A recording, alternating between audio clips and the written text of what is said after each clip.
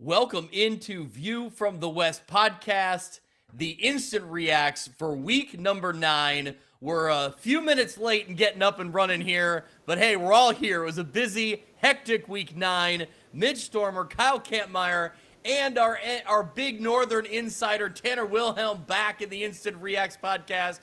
So, Mitch, is this like the Instant Reacts regular season finale? Can we call it that? Make it even bigger than it is?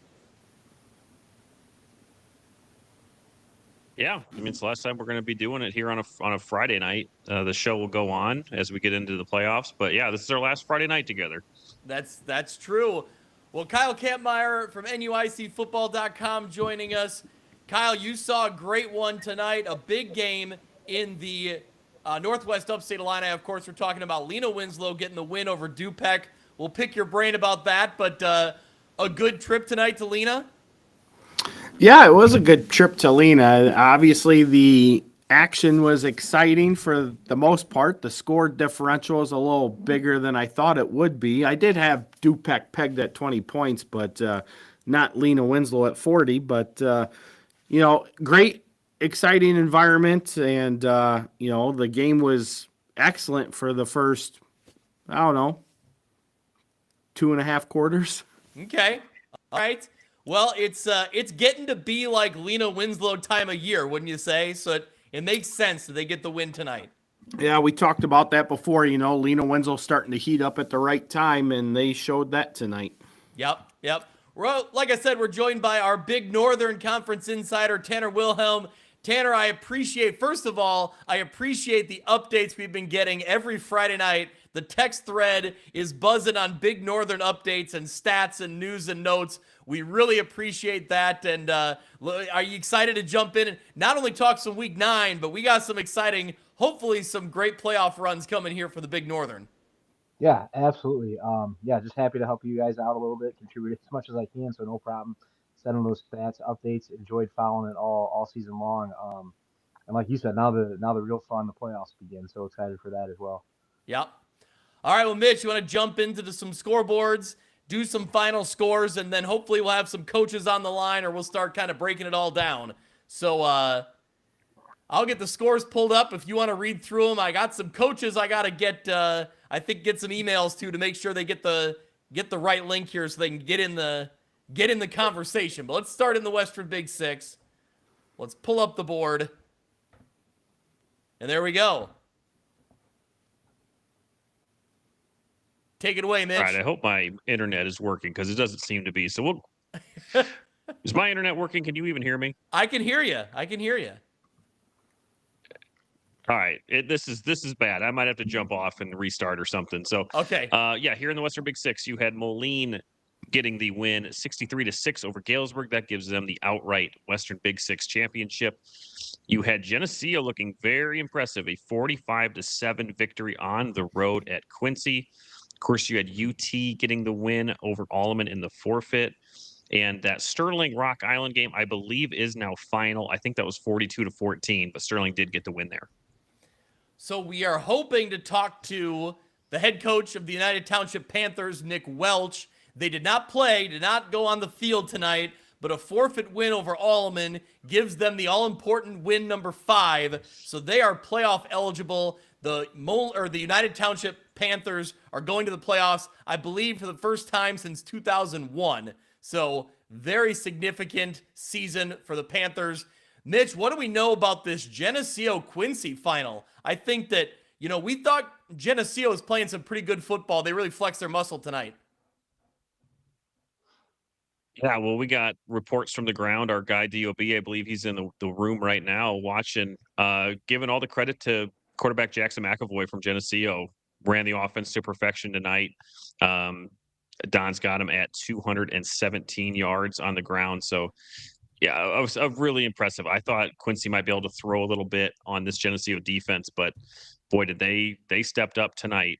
Trying to pull up some more stats here for you real quick.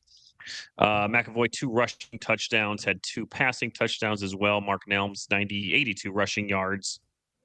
For Quincy, Hunter Shuckman was 24 of 33 for 175 and a touchdown. So, yeah, all in all, Quincy Geneseo pulled away in this one in the fourth.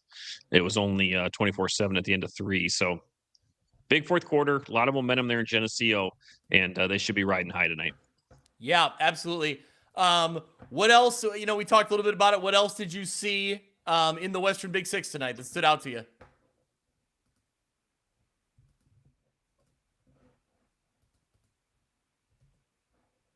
Moline, I mean, they just continue to roll. So congratulations to the Maroons on a Western Big Six championship. Undefeated in the conference. Terrific season, and really looking forward to seeing them in the playoffs next week. Yep.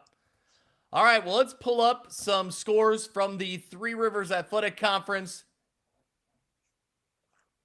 All right, Mitch, can you see the track finals here?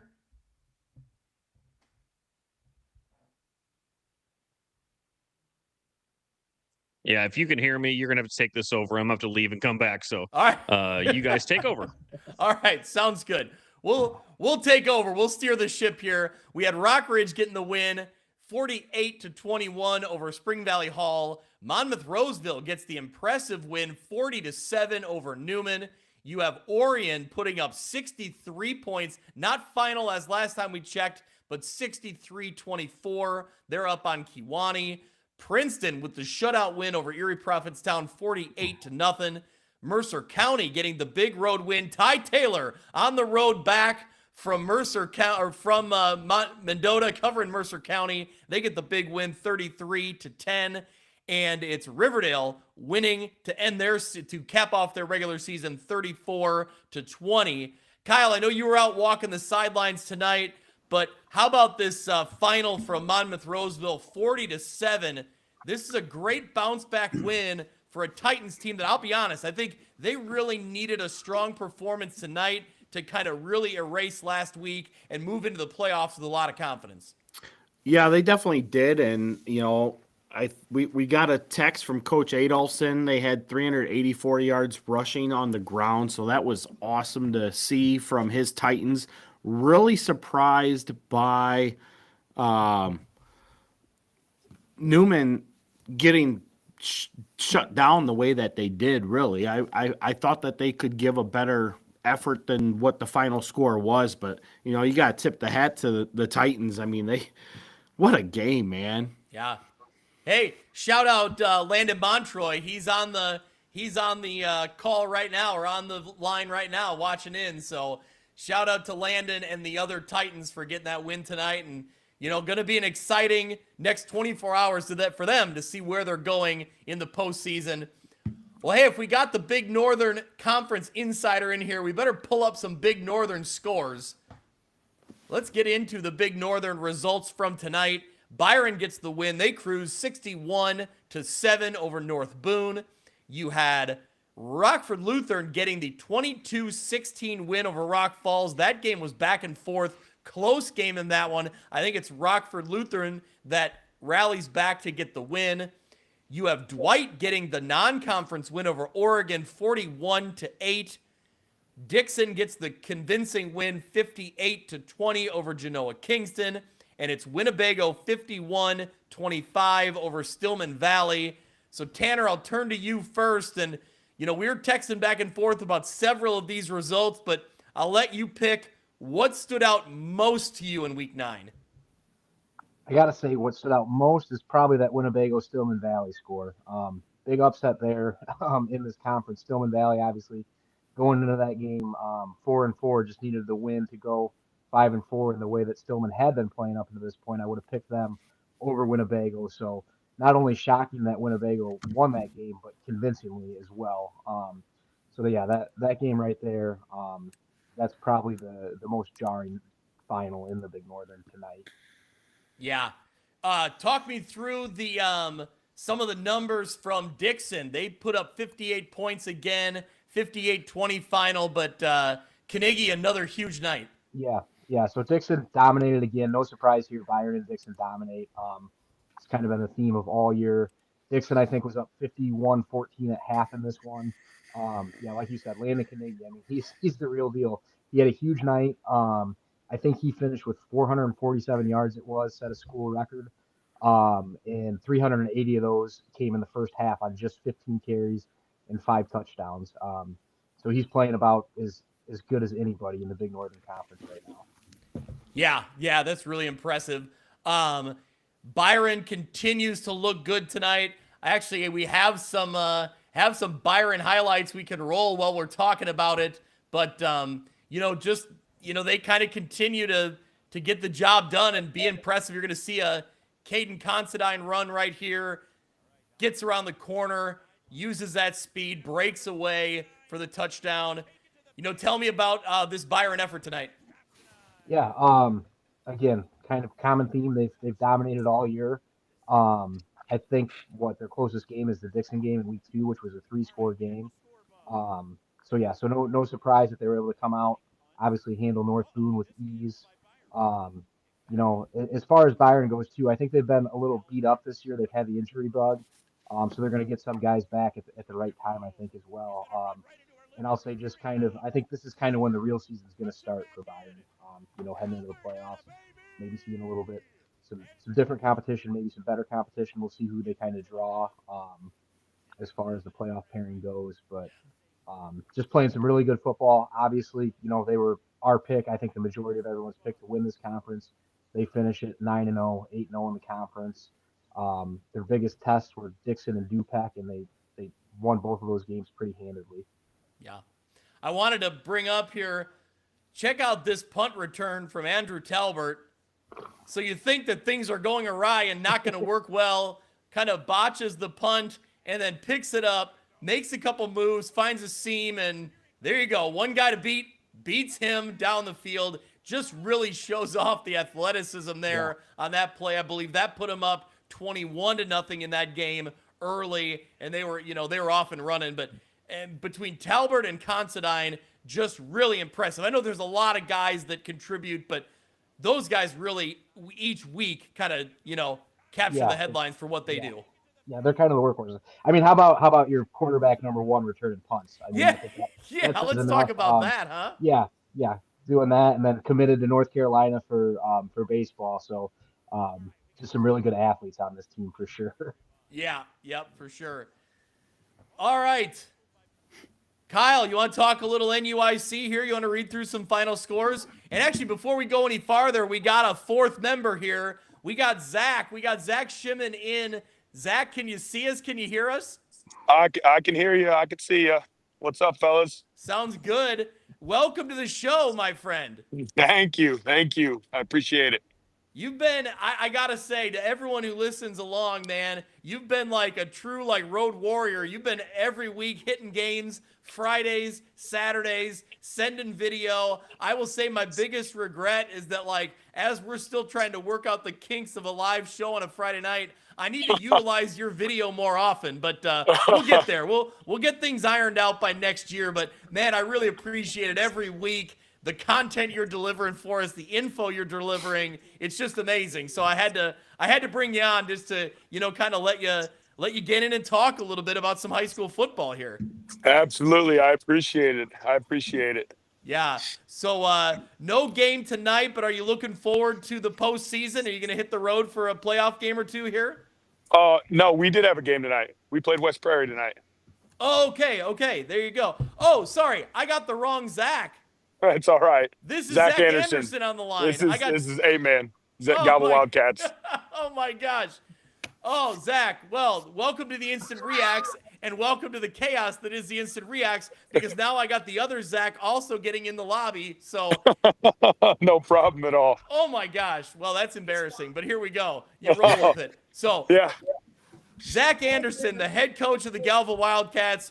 Coach, it's remarkable that what you've done this season. You've made it to 5-4. This Galva program, I mean, it struggled over the years. Just to be honest about it.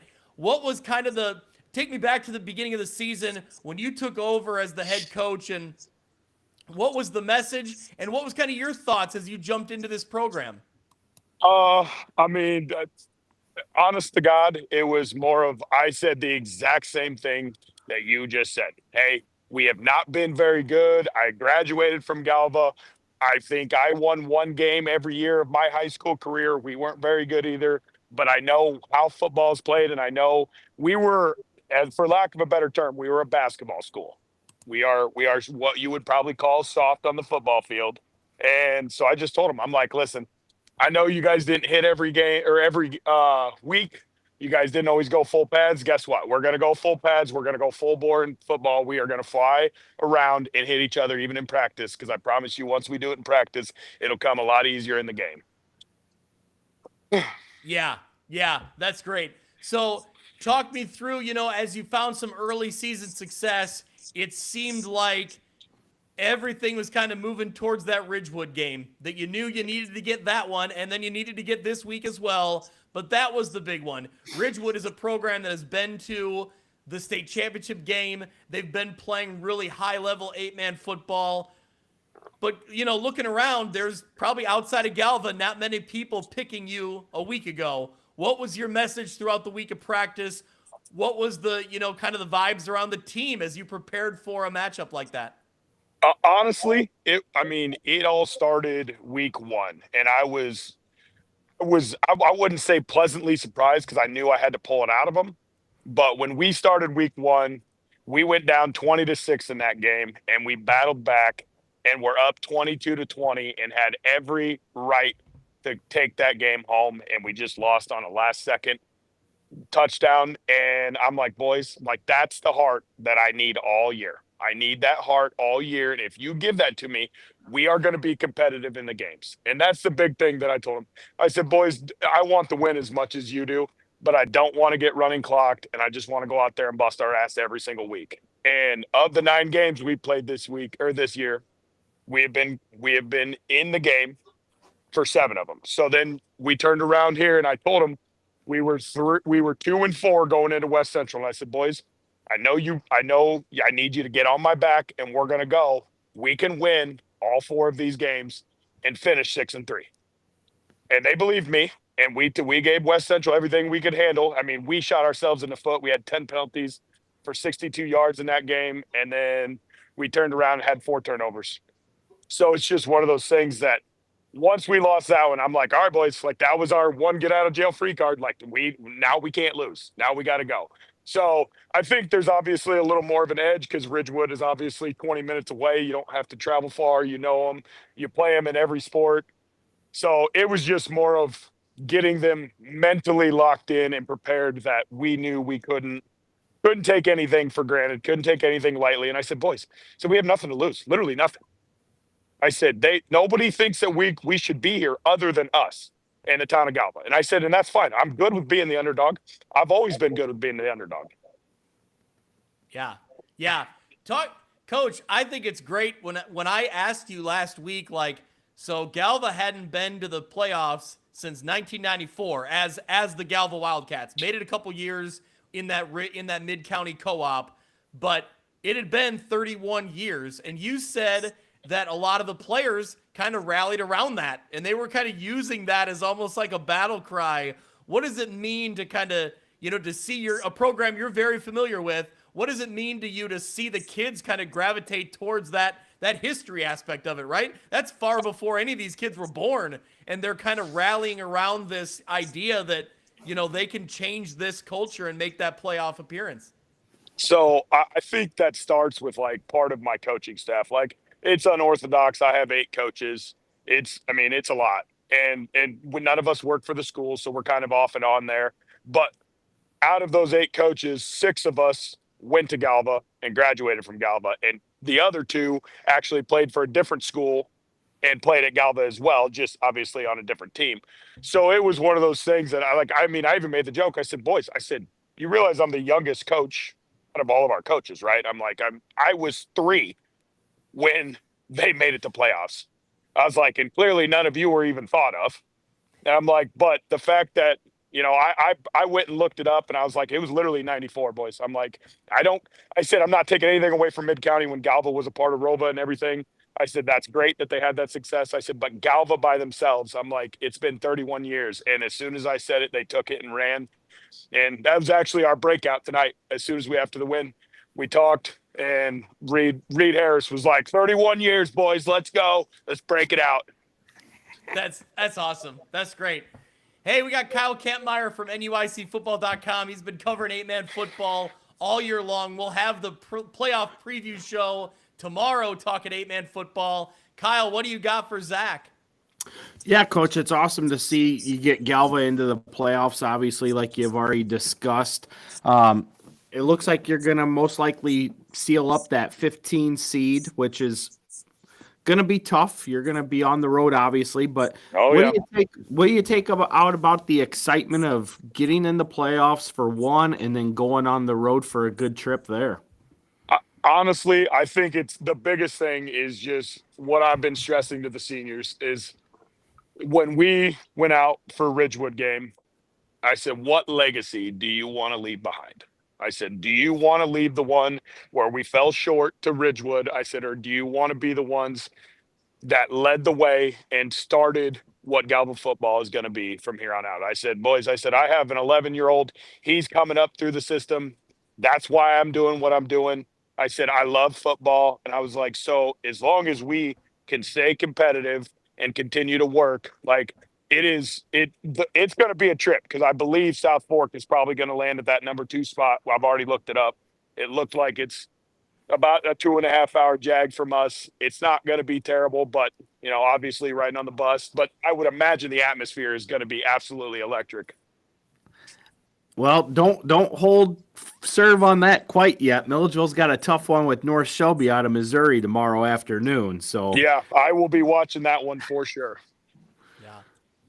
No, congratulations, Coach. It's great to see Galva get in these playoffs. I appreciate it so much. The boys have worked so incredibly hard for me, and I know I've been on them all year, and I know they're probably tired of me being on them. But I got, like I said, I got kind of lucky with this. I was, Galva native. I'm born and raised there, and I was JV basketball coach. This will be my 3rd year as the head coach, and the boys were like, "Hey, are you gonna take the head football coach job?" And I'm like, I mean, I don't. I was like, maybe, like I can look into it. I'm like, I got to make sure my 11-year-old's good with it first because he knows how much basketball takes me away. And I sat down with my 11-year-old and I said, Maddox, I said, you good if I do this? And he's like, yeah. Can I be water boy? Absolutely. That's great. That's great. Coach, before we let you go, I guess I'll kind of ask you, like personally, as you've talked about being a Galva alum and struggling when you were playing football at Galva, what did it mean to you tonight to get the 5th win and to know like we're doing something here that hasn't been done in a long time, and it brings a lot of people, a lot of happiness around Galva, I'm sure. I always thought the be-all, end-all was winning games back when I played, and I don't think anybody ever really said to me how much they mean when you coach. Because I've said it now after coaching for the last 3 or 4 years, there's nothing that beats it. Like the high that I was on after we beat Ridgewood on that last second punch out and they were marching down the field and we were able to kneel it out, and then being able to take this one home tonight. It was sloppier than I would have liked, but a win's a win. We took care of business, and I'm absolutely ecstatic for the boys. And I want it so bad for the boys, and that's what I try to explain to them. Like, I can't be the most intense person. I get it. I am very intense. I am very screaming in your face. I want you to understand how much I enjoy this and how much I expect out of you. But I said at the end of the day, it is absolutely, I am absolutely just elated with my team and the coaches and how well we played. Yeah. Awesome, Coach. Well, we'll be watching for your name tomorrow to pop up on the brackets. I'm sure you guys will be too. It's exciting times for you guys out in Galva. Congratulations, and we'll be in touch because it's a great season for you guys. A lot of excitement. Thank you so much. I hope you guys have a good night. And hey, I know who the Zack is now that I'm talking to, so we're stepping in the right direction. So thanks for playing along. No problem. No problem at all. Have a good night, fellas. All right, thank you. Bye. All right. So that was Zack Anderson. All right. So that was Zack Anderson. Oh, I think we got an echo there. Oh, there we go. Oh, I think we got an echo there. Oh man, now we have an echo. Hey, it's Shimdog. Oh, man, it's Zach. We have an echo. But I think we have a little bit of an echo on your computer there, bud. But I think we have a little bit of an echo on your computer there, bud. Oh, we can't hear you. Oh, we can't hear you. All right. We're going to hit a pause there. We're going to bring in head coach Rick Aaron. Stay on the line, Shim. We'll try to get back to you. Coach Rick Aaron. Stay on the line, Shim. We'll try to get back to you. All right. Let's see.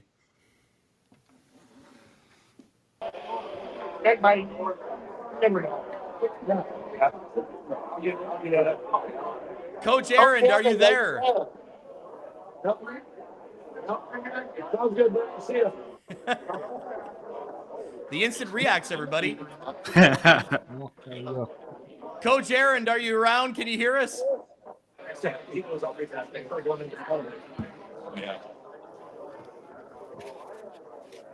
Hey, Coach, you're on the instant reacts. Can you hear us? No. All right. Hey, Kyle, maybe text Coach. Let him know he's on. I'll send him a text right now here real quick. All right. Sounds good. While we're waiting, we'll throw the NUIC scores up here. All right. Let's put on some NUIC scores. We got EPC getting the win 53-22 over Dakota. Galena gets the win 26-7 over Fulton. You have Forreston winning the conference championship with a 44-6 win over Forreston. And Lena Winslow gets the convincing win over Dupec 40-20. We have head coach Rick Aaron in. Let's see if he can hear us here. Some of the Rock Ridge fanboys. Hey, Coach Rick Aaron, can you hear us? They're in the background. Well, they're talking. They're just telling some stories. Well, I don't know if he knows he's on. So, Kyle, what stood out to you in the NUIC tonight? Let's start there. Well, let's see. Honestly, there wasn't a whole lot that stood out, I would say. I think everything pretty much went to plan. I think the biggest thing that stood out was this game with Lena Winslow and Dupec. Like I said, I thought it was going to be more of like a 28-20 type score, and instead it was a 40-20 game in favor of Lena Winslow, and that was through 3 quarters because it was a scoreless fourth quarter. As Lena Winslow definitely had full control and was just able to take and run out the clock towards the end. But, you know, Morrison, Marquette stood out. I obviously picked Marquette to win, but I didn't think they were going to win by 43 points. I think there's a reason that Mitch couldn't make it on the show tonight. I think that's what we're getting at here. Yeah, he didn't want to sing or something. He didn't want to sing a fight song. Exactly. That's what I'm thinking. But, you know, Galena and Fulton, you know, we knew that would be a game that could be a fight, but really Galena had full control of that game to pull out a 26-7 victory, put their stamp into the 2025 playoffs as well. EPC, obviously the big win as expected over Dakota. Big nights from 2 different games. Alex Schlichting surpassed 3,000 yards, also reached 40 touchdowns in his career tonight.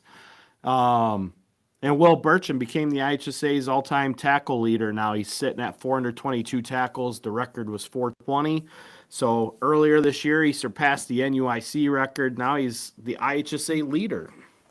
Man, that's crazy impressive. That's a really cool stat there. So, all right, do we try Coach Rick Aaron one more time? I got you. He's there. Coach, Hey, you hold there? on. Hold on. Let me get outside the door here. All right. All right. Are we audio only, no video? Yes. Yeah, no video. Fair enough.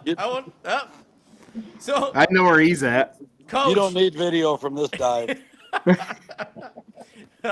So, Coach, take me through, it was a big matchup tonight, and obviously in week 9, you want to test, right? And you want to see a good football team to kind of prepare your team for the playoff run.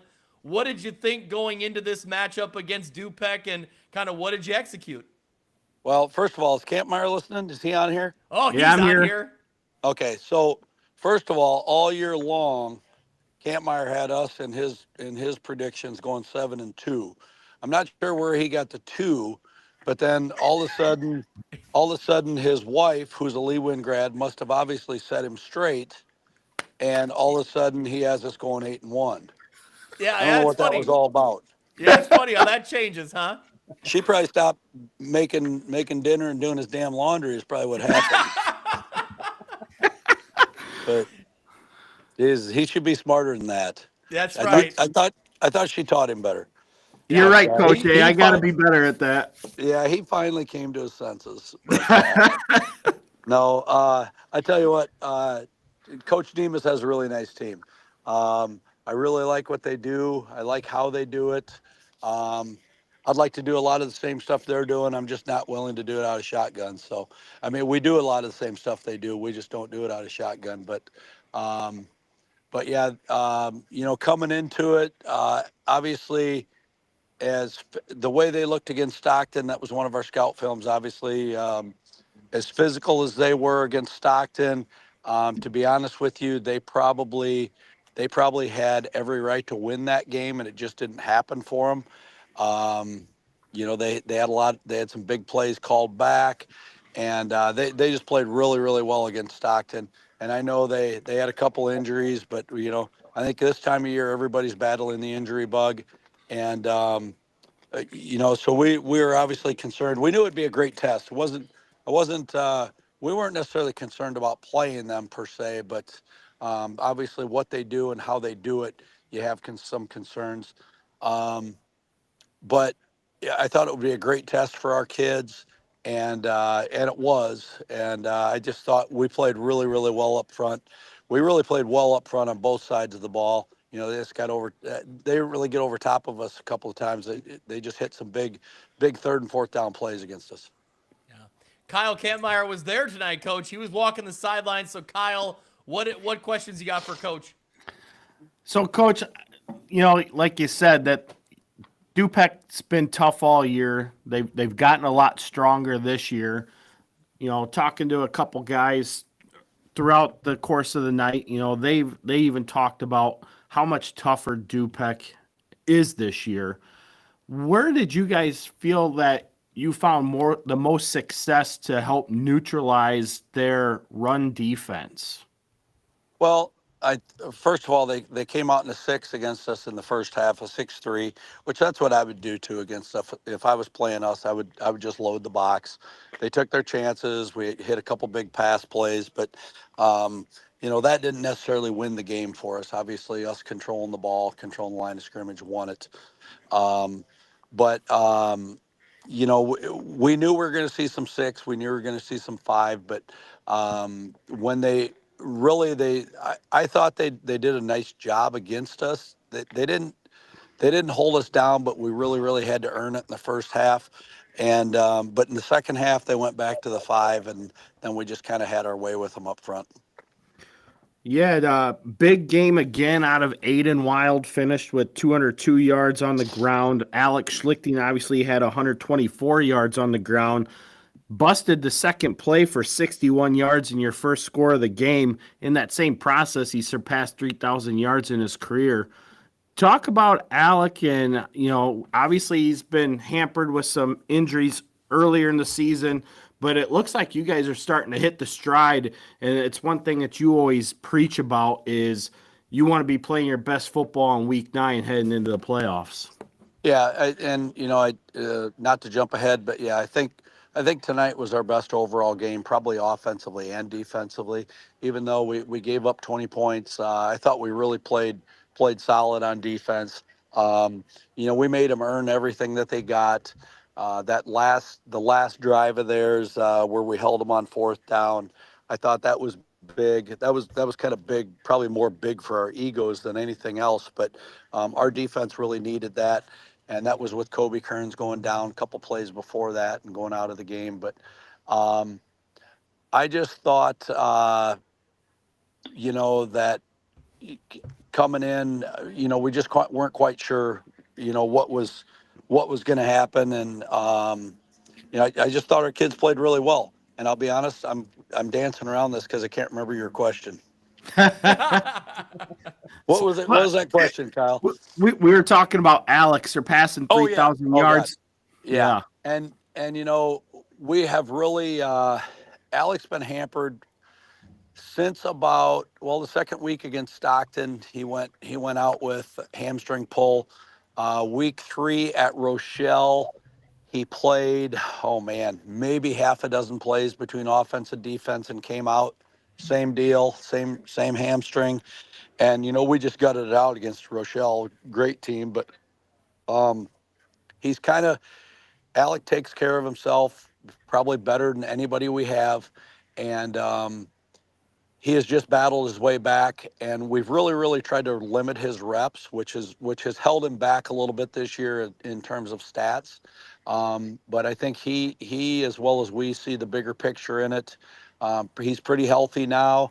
I don't know how many carries he had tonight for the 140 or whatever, 120, whatever he had, but we're just trying to limit those carries and make the best of this and make November count here, because that's really when the hay is made, and he's such a great kid and takes care of himself so well.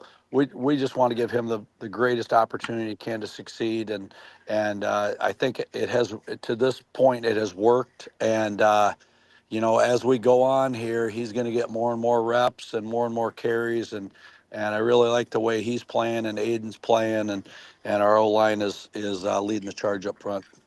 Coach, Yeah, you had him at 13 carries tonight, just so you're.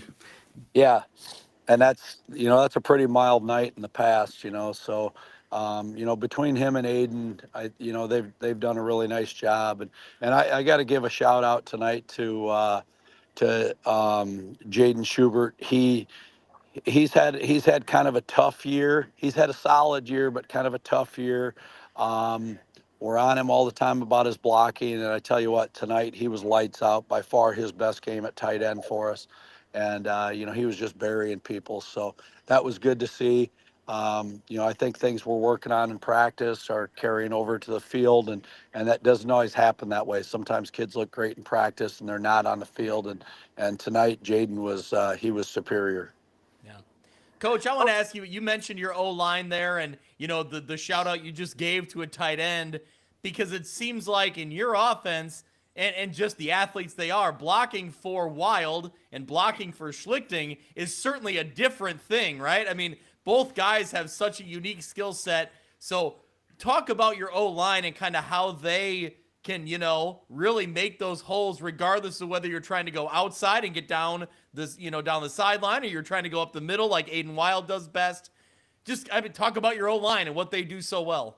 Well, first of all, they're good kids, they're smart kids, they're tough kids, and we really throw a lot on their shoulders. We throw a lot more on their shoulders than we do our skill guys like Wild and Schlichting. Because we really, in order to run the ball effectively like we do, we try to out scheme people. And that doesn't mean just lining up and blocking the guy over top of you, blocking the guy in the gap, anything like that.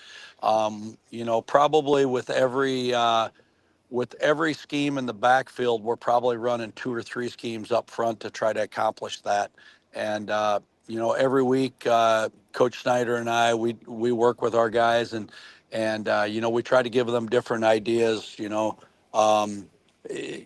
For example, a 34 belly base might be a base scheme, but we try to give them about 3 different ways in order to accomplish that. So as long as they communicate up front, know where each other's going, know what each other's doing, we're willing to give them a little bit of leeway in terms of how they're getting it done. It might not always look the same, and so they work really hard. They go over at the end of the day and watch film with Coach Snyder and things like that, just the O linemen. So they're putting in a lot of work, and it's paying off for them now. And I just really like the things we're doing. Yeah. Hey, shout out to Coach Snyder. I used to hang out with him in Princeton back in the day, so. Yeah, and you're still living to tell about it. That's good. Yeah. Yeah. Well, hey, Coach, one more question before we let you go. Obviously, playoff pairing Saturday is exciting for every team, for Lena Winslow, it becomes that tradition, right? I mean, you're used to being here. You're used to hearing your name called. But how do you talk to each group about kind of managing that expectation and knowing that you can't win 4 playoff games on one Saturday? You got to go a week at a time. Talk about kind of how your program year over year kind of manages, like, hey, if we want to be as successful as the year before us and the year before them, we got to just take it one bracket at a time. Well, I'll be honest with you. During the regular season, we never talk about the playoffs. We talk about conference championships, and our kids know that if we put ourselves in a position to win a conference championship or be at the top of the conference, near it, you have a really good shot to do well in the playoffs. And from that standpoint, we really never talk about the playoffs. Tonight, the only thing I told them was, this was a big win for us. It was a big win for a lot of reasons. Number one, we played about as well as we played all year. Number two, being 8-1 versus 7-2 really affected our seeding, or we thought it was going to. You'd never quite know, but we really thought it was going to affect our seeding, who we might play in the first round, so on and so forth. And outside of that, I told them have a good weekend, be safe. We always tell our kids we love them, and we're going to worry about next week, starting Monday morning. They're going to have a good weekend. They're going to have fun. They all dye their hair and get ugly haircuts and shit like that. And the moms are the ones that do it, so they're allowing it, so it's safe. And so we'll worry whoever we draw.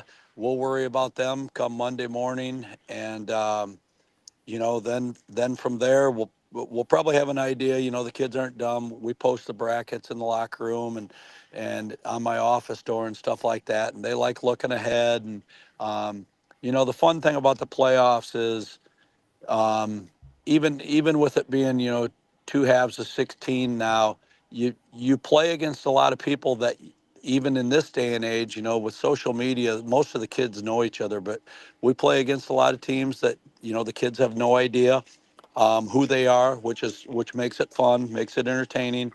And I think it keeps your focus, especially when you play somebody you don't know. And we'll go into next week, and if we win that game, if we're fortunate enough to go into the second round, we'll worry about that. But I'll be honest with you, we don't talk a lot about winning and losing. We talk a lot in practice all year long about our performance. We want to get better, and we played really well tonight, I thought, on both sides of the ball, special teams, and we want to play better next Saturday afternoon than we did tonight, and that's about it. I'll be honest with you. There's no special recipe, and because I'm not smart enough to do that kind of stuff. Well, hey, Coach, we really appreciate you taking the time, and wherever you're at, whatever you're doing, you can get back to that. Have a good time. Tell the people View from the West and Kyle Kentmeyer say hello. Yeah, they all knew I was coming out here to do this, and they're what, I can't say anything about Kyle. They're all pissed off at him probably. So, the only one that's not, well, his wife might even be pissed at him. Yeah. So. Well, and the funny thing is, everybody else in the conference doesn't like him because they think he's a Lee Win homer. So now, not even Lee Win likes him anymore. Jesus, he's been having us down as being 7-2 all damn year. Jesus, what the hell, Lee Win homer. Hey, Coach, we'll run into you. I'm sure we'll talk to you down the road. But congratulations on the win tonight, and good luck the rest of the way. That sounds good. Thanks, guys. Thanks for having me on. Coach. We'll talk to you guys tomorrow night. All right. You bet. All right. Have a good one. Thank you. You too. Bye. Hey, we're moving right along with the coaches' interviews. We got Nick Welch on the line here. Cato, here. How do I get out of this? Let's mute Coach Aaron. There we go. Leave There we go. Hey, head coach Nick Welch, United Township Panthers. Coach, first, the obvious question. You got 5 wins. You're headed to the postseason. As your role being here year in and year out and kind of grinding through it and going through the adversity, take me through what it means to get. I know tonight was kind of anticlimactic, but overall, what was it like to talk to your guys and kind of have that moment, that realization of this is one goal along the way, but it's a big milestone and we should appreciate it? Yeah, no doubt. I mean, 24 years, right? Like, I mean, I've got coaches on staff that weren't alive at the time, so it means a lot. I think it means a lot to our community, and it's all about our kids. Kudos to them for the work they've put in and our ability to accomplish that. I mean, you hit the nail on the head. I don't think any of us envisioned finding out Tuesday morning that this was going to be the result, but no, all respect to Alleman. I always say this: you have to do what's best for your program and your kids, and this what they thought was best for them, and that's what they did. And no animosity their way. I think we envision celebrating on the field, but regardless, the main goal of high school football is to get a chance to enter the dance, and here we are, 5-4, and I got my coaches in the basement right now. We got Susie's live show on, and they're listening, and they're anticipating and seeing what's going to happen. And we're thankful, and it all comes back to our kids. We're really proud of them. Yeah. Overall, take me through kind of where you're at now. I think you're banged up a little bit. What does this week off? Are you able to kind of maybe reset a little bit? Hopefully, get some guys healthy potentially. But is it just kind of continue to work, and it, maybe, I don't know, is a week off in week 9, is it good to kind of reset where you guys were at maybe? Well, when you lose your starting quarterback, yes. Yeah. So being able to, I wouldn't say change, but adapt. Like, what's the next step for us, and what are we going to do? So Tuesday, we pretended like we were still playing Alleman. We haven't played a lot of offenses like what they run, or even really a 4-down front. We've only seen that once all year. So got some reps against that. And then Wednesday, Thursday was really just focused on us. We went back to the basics and the fundamentals in all 3 phases, and that's what we did. We've played without 5 all-conference caliber players throughout the year. Leo Sim and Josiah Massey since Geneseo.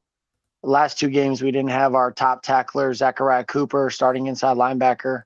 And last week against Moline, we also didn't have Damian Zanu, who's a returning all-conference player. And then, losing your starting quarterback on the first play of the second drive is pretty deflating. But, I'm really proud of our kids. They played hard the whole time. I think offensively, we really struggled without Jonathan, and our defense battled their butts off. And I know the score looks a lot worse than what it felt. I can tell you that much. But this week we were able to kind of evaluate what we wanted to do going forward and what was going to put us in the best position to be successful, no matter who we play. And I think we've kind of found some things that we think we can do. But yeah, there's a chance Leo might be back next week. We expect Damian and Zachariah back, but unfortunately, Josiah and Jonathan are done for the season. Jonathan had surgery Monday, a plate and 11 screws. So pretty serious collarbone injury, potentially even impacting his basketball season. But, it is what it is. It's next man up, and there's no time to pout. It's time to move on, and let's figure out where we're going and what we got ahead of us. But at the end of the day, it's going to be about us. Yeah. Well, hey, while you're talking about that, I want to give, a shout out to him and, a speedy recovery, obviously not just for football, but for all sports, and just for, moving on in his athletic career. Because that's a tough blow this time of year. I hope that he can still kind of appreciate kind of where he's gotten this program to. Talk a little bit about, the community and what's the plan tomorrow for the bracket unveiling and kind of the celebration around all of it. Because it is a time to kind of enjoy it for a moment here. Yeah, I mean, someone way smarter than me said to me, at the end of the day, the end goal of high school football in Illinois is to make the playoffs. If you can just give yourself a chance to enter the dance, that's what it's all about. And that's what we did. So tomorrow night, one of our parents is hosting all of our kids. We got some food donated. So we're very thankful for that. Got a little surprise for them tomorrow that I'm going to be bringing them. Shout out to Breed Loves. I know they help you guys out. And then coaches are going to be going over to Coach Williams' house. So I'm going to stop over at the kids' place after I take my lovely wife out for dinner. It's been a while since we got to do that. Got a babysitter. and we're going to go to dinner, and then I'm going to stop over at the kids, and then I'm going to head over to Coach Williams' house with the rest of our coaches. And I think Coach Harding might be showing up just so, when the phone calls start happening and logistics and all that start getting figured out. I got our great athletic director there with me, and we're gonna get the ball rolling. So yeah, I mean, our community is really fired up. You learn pretty quickly how uninformed people are about how playoffs work, because every other sport in Illinois, everybody makes the postseason, right? So, oh well, we're 6A, right? Like, no, we don't know what class we are. We got a pretty good idea that we're in, but I saw somebody on social media say something about, well, we didn't beat any playoff teams. That doesn't matter either. There's teams that are in the same situation. That's not how it works. It's the top 256, no matter class. And then that's why you guys know the variety of, like, there's some that say we're 7A, there's some that say we're 6A, but we're just grateful for the opportunity. And I know our community is really fired up, but most importantly, our kids are fired up. And I know they're going to be chomping at the bit to have this opportunity next week. Hey, you slipped in there a mention about Breedlove. So whatever the Breedlove surprise is, can you make sure that's on social media so we see it? We're pumped. Yeah, we can. You know what? I'll make sure that happens, and I'll give you a little tag in the social media post. But yeah, Breedlove's is taking care of us. Just really good customer service and prompt timing, I guess you could say. In a narrow window, you need prompt timing, and they came through for us. So our kids are really excited. I'm really excited about what the surprise is, and getting all this information pushed out to our community. I know Coach Harding's got a lot of things rolling already, whether that be fan buses, charter buses, maybe a little school walkthrough, all that stuff. So, yeah. I know that in some places this is like an annual thing. Where I grew up, this was an annual thing. It's been 24 years. That's a long time. And, we gotta take a moment to enjoy this one. And then when Sunday morning comes, it's go time. Yep. Hey, shout out to Abby from Breedlove. She always helps us out with our crazy ideas too. So hopefully whoever it was, her or somebody else. Jessica. It was Jessica. Jessica took care of us. There you go. Yep. I love it. That's great. Hey, we got Mitch Stormer back. He's back. If he can hear us, you got a question for Coach Welch? Oh, Mitch, good to see you. I think I'm back. I'm not real sure. I still have no idea. No, congratulations, Coach. First time in 24 years or so that UT's heading back to the playoffs. Like you kind of mentioned, you would rather have done it on the field, but I've always just been so impressed this season with Isaiah, Navarrete, Jonathan Drake, all your guys. Just you kind of spoke to it already, but where does your mindset go to now where you're in a place where the program hasn't been in a long time, and you're going to have to go forward with maybe some impact players that you haven't had all year? Yeah, I mean, Jonathan, I know statistically he's not the best quarterback in the conference, but how I kind of look at it is we're very balanced for the most part, right? Like compared to some other teams, like, you look at Geneseo and Moline being a little more run heavy, Rocky, Sterling, and Quincy being a little more pass heavy, but obviously have balance sprinkled in within there. But losing a kid like Jonathan, not only like his talent, but just the belief that our kids have when he's on the field. So you can imagine the impact that had. But what we've kind of focused on is that we're potentially getting some guys back, for sure getting Zachariah Cooper and Damian Zanu back. And, Leo goes back to the doctor on Monday. We haven't had him since Geneseo, but, he's a pretty good player, only sophomore on first team all conference last year, and is currently tied for the team leading tackles, and he hasn't played in 3 weeks. So he's a pretty good player. So, potentially getting a kid like that back, but, our offensive line's still there, and we've had a lot of success running the ball aside from week 8. We knew going into that game that with Moline's defensive line that running the ball would be a challenge, and we kind of thought we'd have to do it through the air a little bit. Instead of the run setting up the pass would set up the run. And that first drive looked really good. When we had Jonathan, we worked all the way down the field. Obviously, didn't end up in points. And then to lose him on the first play of the second drive, and Caleb, our sophomore quarterback, came in and he did everything he could. But that's a really, really good team to kind of be thrown to the fire. So, what we've kind of thought about is, well, we're going to, winning pretty or winning ugly. So, how can we shorten the game? How can we, play great defense and play great special teams? We're going to have to step up in those other two phases. And I'm not saying that we're not going to be able to have success running the ball, but a lot of our success was predicated on balance. So we've got a plan that I think, having 3 days to kind of install that plan without a known opponent and focusing in on what they do.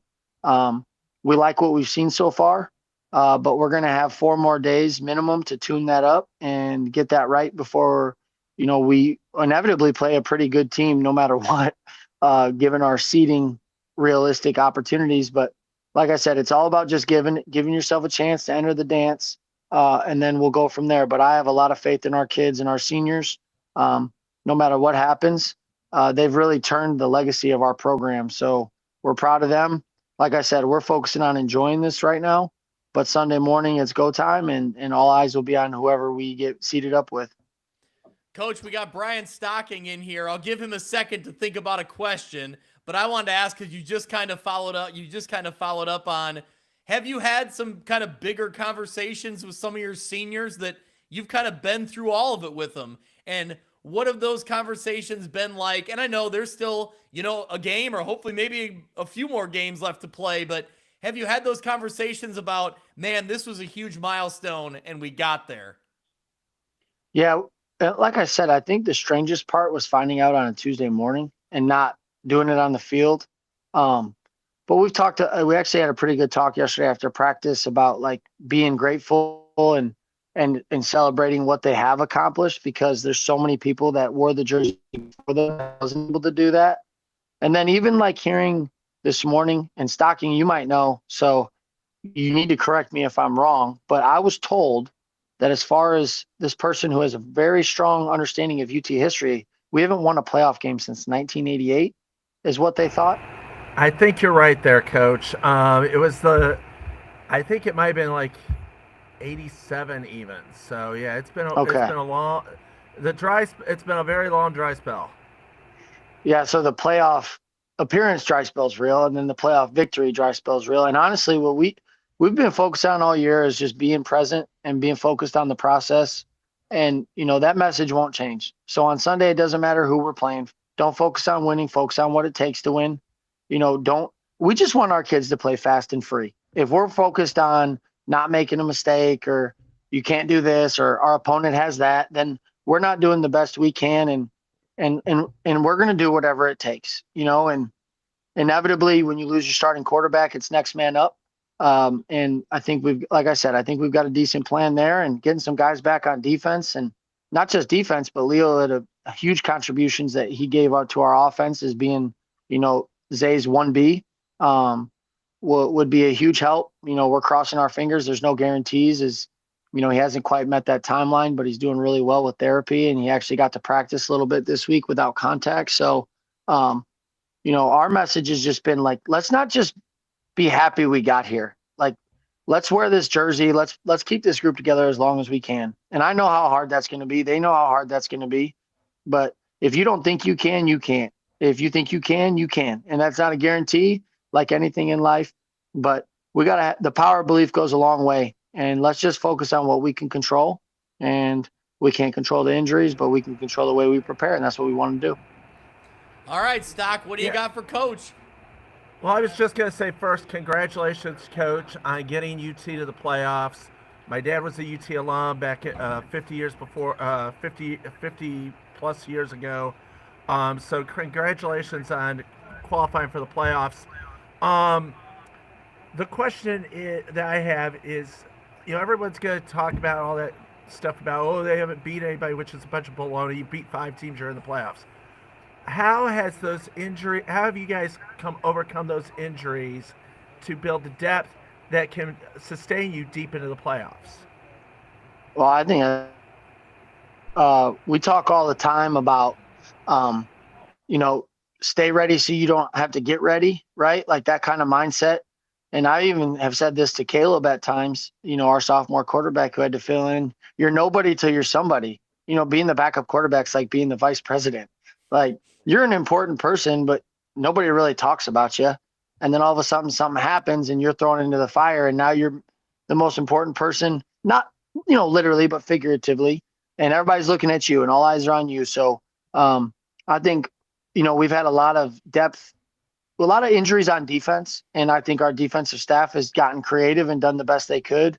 I know people had said our defense was struggling at times, Mitch, but we were kind of adapting our scheme to what our personnel was, or the teams we were playing. Quincy came into the game when we played them outside of first down being 80% pass, and Rock Island was a heavily pass dominant team coming into that game. And I know they scored some points, but we won, and we tightened some things up in the second half of both games, and even tightened things up in the second half against Moline. So it's a credit to our kids of practicing and paying attention when they're not getting reps. But when you're missing out on legit all conference players or kids that have gotten all conference in the past, it's going to impact your team. And credit to our kids for not folding, keep fighting. But I think some people look at scores and not necessarily matchups and how they're playing things. So, the first half against Rocky, we had a 4-man box. And then the second half against Rocky, we put some more guys in the box because they were willing to run the ball, and we took care of business. They scored 7 points. So, there's a couple games that got away from us and it didn't work out the way we wanted to. But this group's adapted on the fly, and that's what we're going to continue to do. And like I said, hopefully get some guys back, and not going to be at full strength. We know that without Josiah and Jonathan for sure. But defensively, we're getting healthier. And, if we can get a guy like Leo back, we're really excited about, how much he can help our team. Well, hey, Coach, take the next 24 hours to enjoy it. And then, man, enjoy the process of getting back to work and knowing that you have a week 10. And, man, I'm excited to see where you guys end up. And, hey, let's go pull an upset and let's shock the state, and we'll be talking about it right here on View from the West podcast, man. That would be the best. And I just want to say thank you guys, Mitch. I'm sorry, but that one got me a little bit last week. And you know what? The score wasn't close, but it is what it is. But, I appreciate all the love all year, and I guess we kind of let you down a little bit. But, yeah, that one stung a little bit, but I understand. I get it. But nonetheless, thank you guys. Thanks for all you do. We appreciate you. I don't think I've missed a year where I've said something inappropriate about UT and it's come back to No, it's fine. No, seriously. I'm just the guy that doesn't forget. And it's only been 7 days. So I heard it literally right before our game. Someone's like, "Did you hear what they said on View from the West?" So I pulled it up and I'm listening to it like right before the game. And I'm like, "Oh, okay." And then obviously you were right. But yeah, that's fine. Again, we don't talk a lot about Coach. No, it's just one of those things where we don't talk a lot about the injuries. Obviously, Jonathan's injury got a lot of publicity because of how it happened and when it happened, but no one's talked about Leo Sim being out. I think he's probably the best defensive back in the conference. And Sterling the first half had 10 points, and they ran that sweep play a ton to get on the ball in the perimeter, and he made the tackle 3 times for a 2-yard gain, and then he goes out and they're getting 20-yard gains. Now the other guys, they got to do better, but obviously that's the kind of impact he can make, and no excuses. It's the truth. And other guys got to step up. And, Coach Martin said it best. He said, with Jonathan going out, everyone has to do their job a little better. And it starts with us as coaches. But whether you're an offensive lineman, a DB, a linebacker, a running back, everybody's got to do their job a little bit better. And if we can do that, control what you can control, and we'll see what happens. But thank you guys. We appreciate you. Thanks for having me on again. We're in the dance. Go Panthers. Yep. Awesome. All right, Coach. We'll be talking about you. We'll talk about your matchup next week, and we'll be following along. So best of luck. Thank you, guys. We appreciate you. Thanks. Thanks, Coach. Hey, look at this crew. Hey, so Mitch, did you catch that I introduced Shimdog, Zack, but it was the wrong Zack? So now we have the actual absolutely Zack. Caught that. We have the actual Zack Shimdog. So now I'm going to give credit to Shimdog.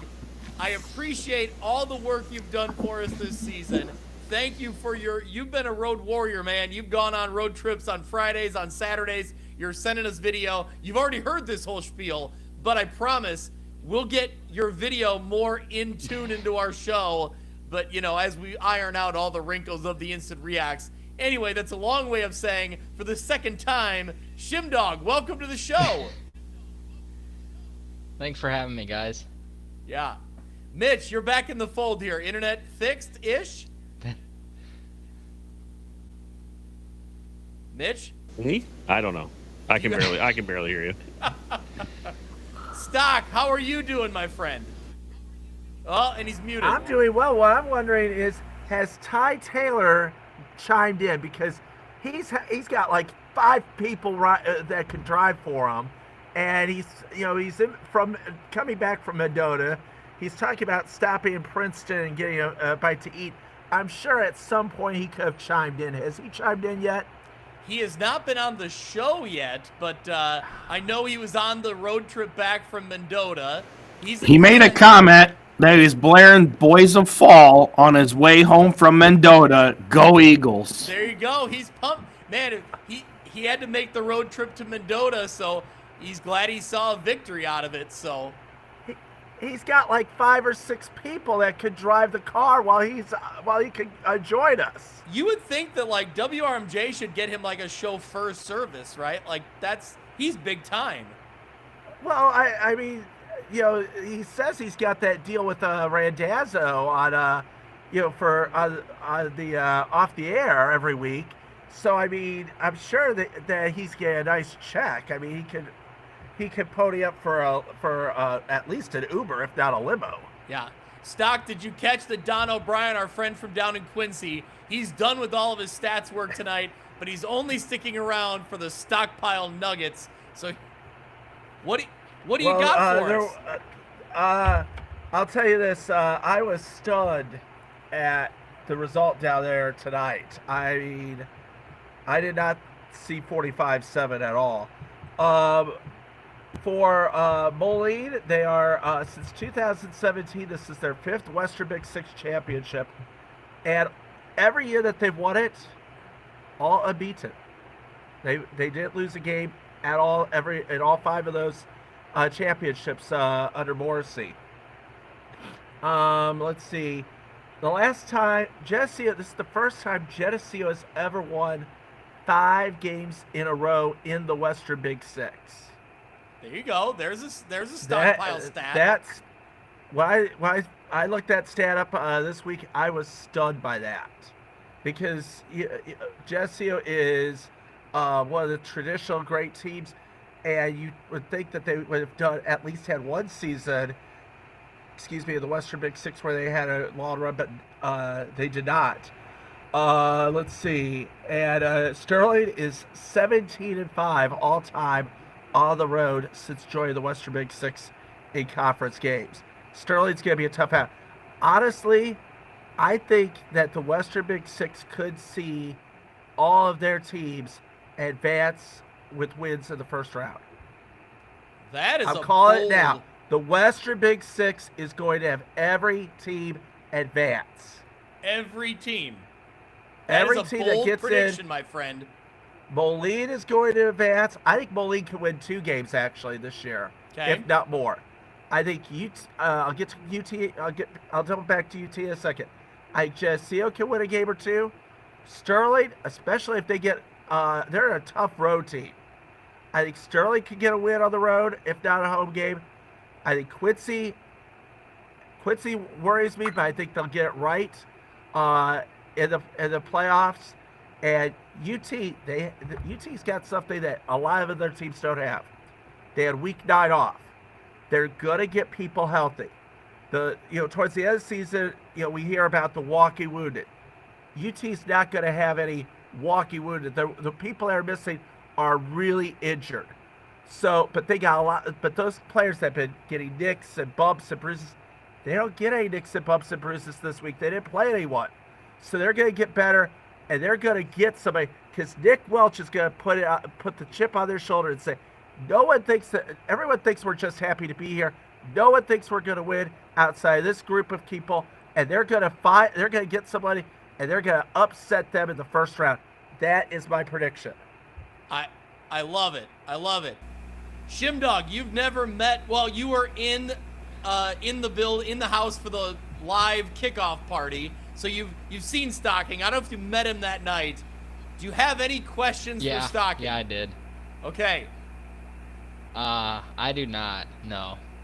Think of the most obscure stat you're looking for and just ask. That's what we're here for. I mean, he did get to me on the Kiwani stat the other day. So. Ooh, which one was that? What'd you get for him, Stock?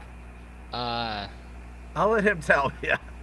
Oh, I was just curious when Kiwani had 70 scored on them. He found, I think he said it was 68 from Hall back in 2018, I believe.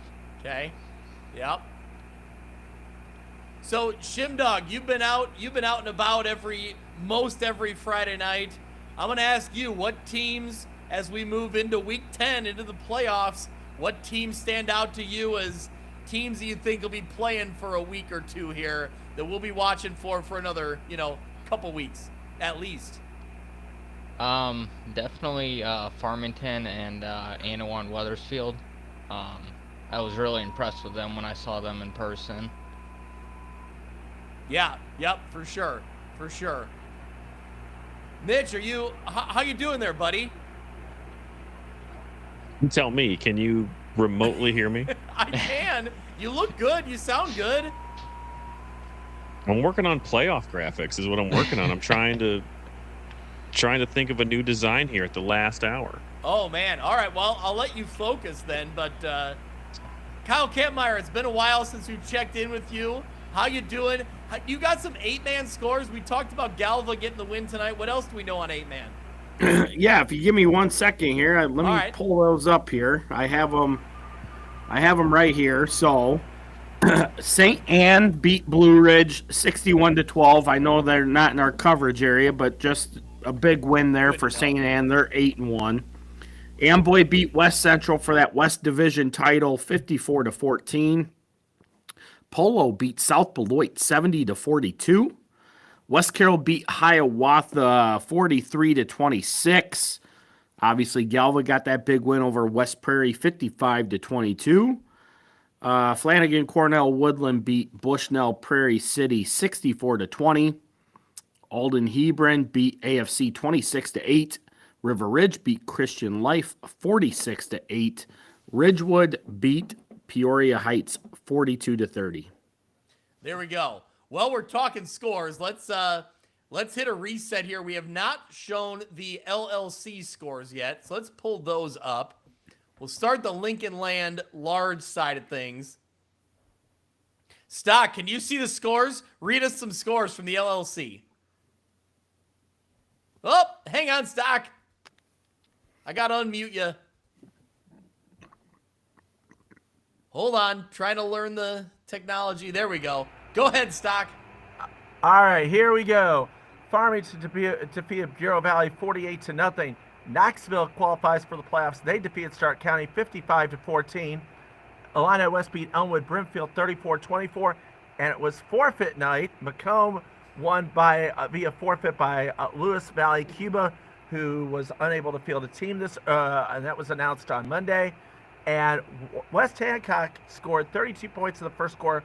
Walter Christian said, "We're done," with 30 seconds left in the first quarter. And that's the way that one ended, 32-0 via forfeit up in out of West Hancock. They ended the game at end of the first quarter? 30 seconds left, I guess. I don't know if there was a player injured, if they ran out of players, or if they're just like, you know what, it's been an awful season. We're out, we're done. But they called the game with 30 seconds left in the first quarter. And I just want to get back with Galva. Tonight, Galva is on a 3-game win streak.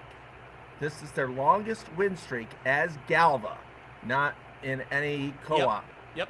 Since they won 17 regular season games in a row from 1992 to 1994. Wow, there you go. And the last time they qualified for the playoffs was 94. Yes. Stock. So, that is the gold. That's the gold, man. I love it. Yeah, I think Galva. Galva is one of those feel-good stories because, couple years ago, they had trouble finding a coach. They weren't sure if they were even going to be able to field a team. And now they've worked hard. They've won 5 games. Even if they don't qualify for the playoffs, I think they might. They still made it. They got a winning season, and now the playoffs is just gravy. Yep. I mean, great job for Galva. Kyle, they'll be in the playoff field, correct? Yeah, 100% they're in. Yep. All right, Stock, keep us rolling in the LLC, the small side of things. All right, Robo Williamsfield ends any hopes A-Town had of making the playoffs, 38-16. We already talked about Knoxville. Princeville beats United 47-8. Rushville Industry 38-12 over Havana. And Anawan Weathersfield, my goodness, they have scored in the last 11 regular season games.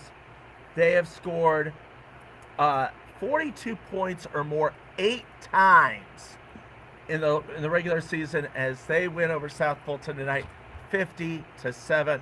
I caught part of that game on NFHS networks, and Anawan Weathersfield, they are really loaded for bear. As Shimdog said, they could make a very long run in the playoffs. Shim, are you gonna be covering them in the postseason? Is that your follow? I think we're gonna see how the pairings go, and we're gonna go from there. All right, there you go. What do you think though about this Anawan Weathersfield team heading in? It's a tough 1A North bracket for sure. Yeah, like Kyle says, run teams win in November, so. There he is. Run teams win in November. There you go. Hey, while we're talking postseason, it's been a few minutes, but Tanner Wilhelm, you're still here on the line. I appreciate you sticking it out, and hopefully you're enjoying the content. But talk me through, obviously, the headliners, Byron and Dixon. Who else we got going to the playoffs from the Big Northern? Oregon gets in at 5-4. Yeah, yep. We'll have obviously Byron 9-0. They'll obviously draw a very high seed. Dixon 8-1. They'll jump up to 4A, so we'll see who they get there. Oregon as well. I did hear that possibly Oregon could get Byron first round. I don't know if that'll happen or not, but we'll see. It's definitely a possibility, which I'm sure Oregon would like to avoid if they could. But we'll see. And then North Boone also ended up finishing with 5 wins. They got off to that 3-0 start, then dropped 3, but then won 2 more to end it to finish 5-4. So they'll be in as well. Yeah. Well, take me through I guess, I think the big headliners, like we said, Dixon and Byron. We talked about it before we jumped on here. A lot of it is seeding, right? It depends on where you end up, what matchup you end up with, but both of these teams seem really primed for a big playoff run. I mean, yeah, talk me through those teams. Yeah, well, like we just said, run teams win in November, right? Yep.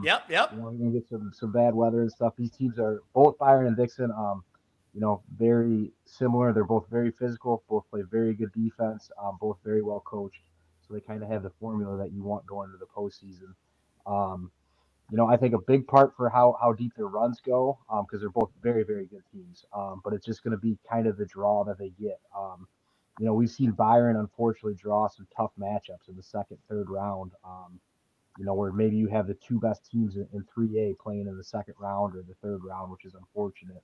Because I've seen some stuff too where they could have IC as soon as the second round, which would be just a monster matchup, in week 2 of the playoffs.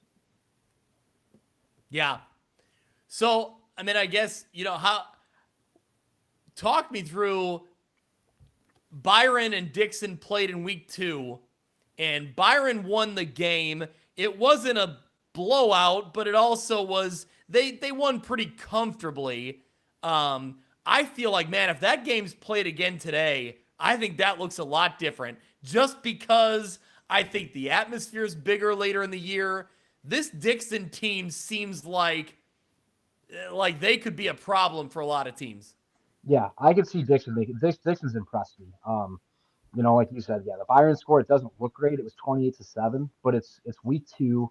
And really in that game, Byron had 3 big plays essentially that kind of put the game away. That was the difference in the game. If Dixon avoids those big plays, it's a completely different outcome probably.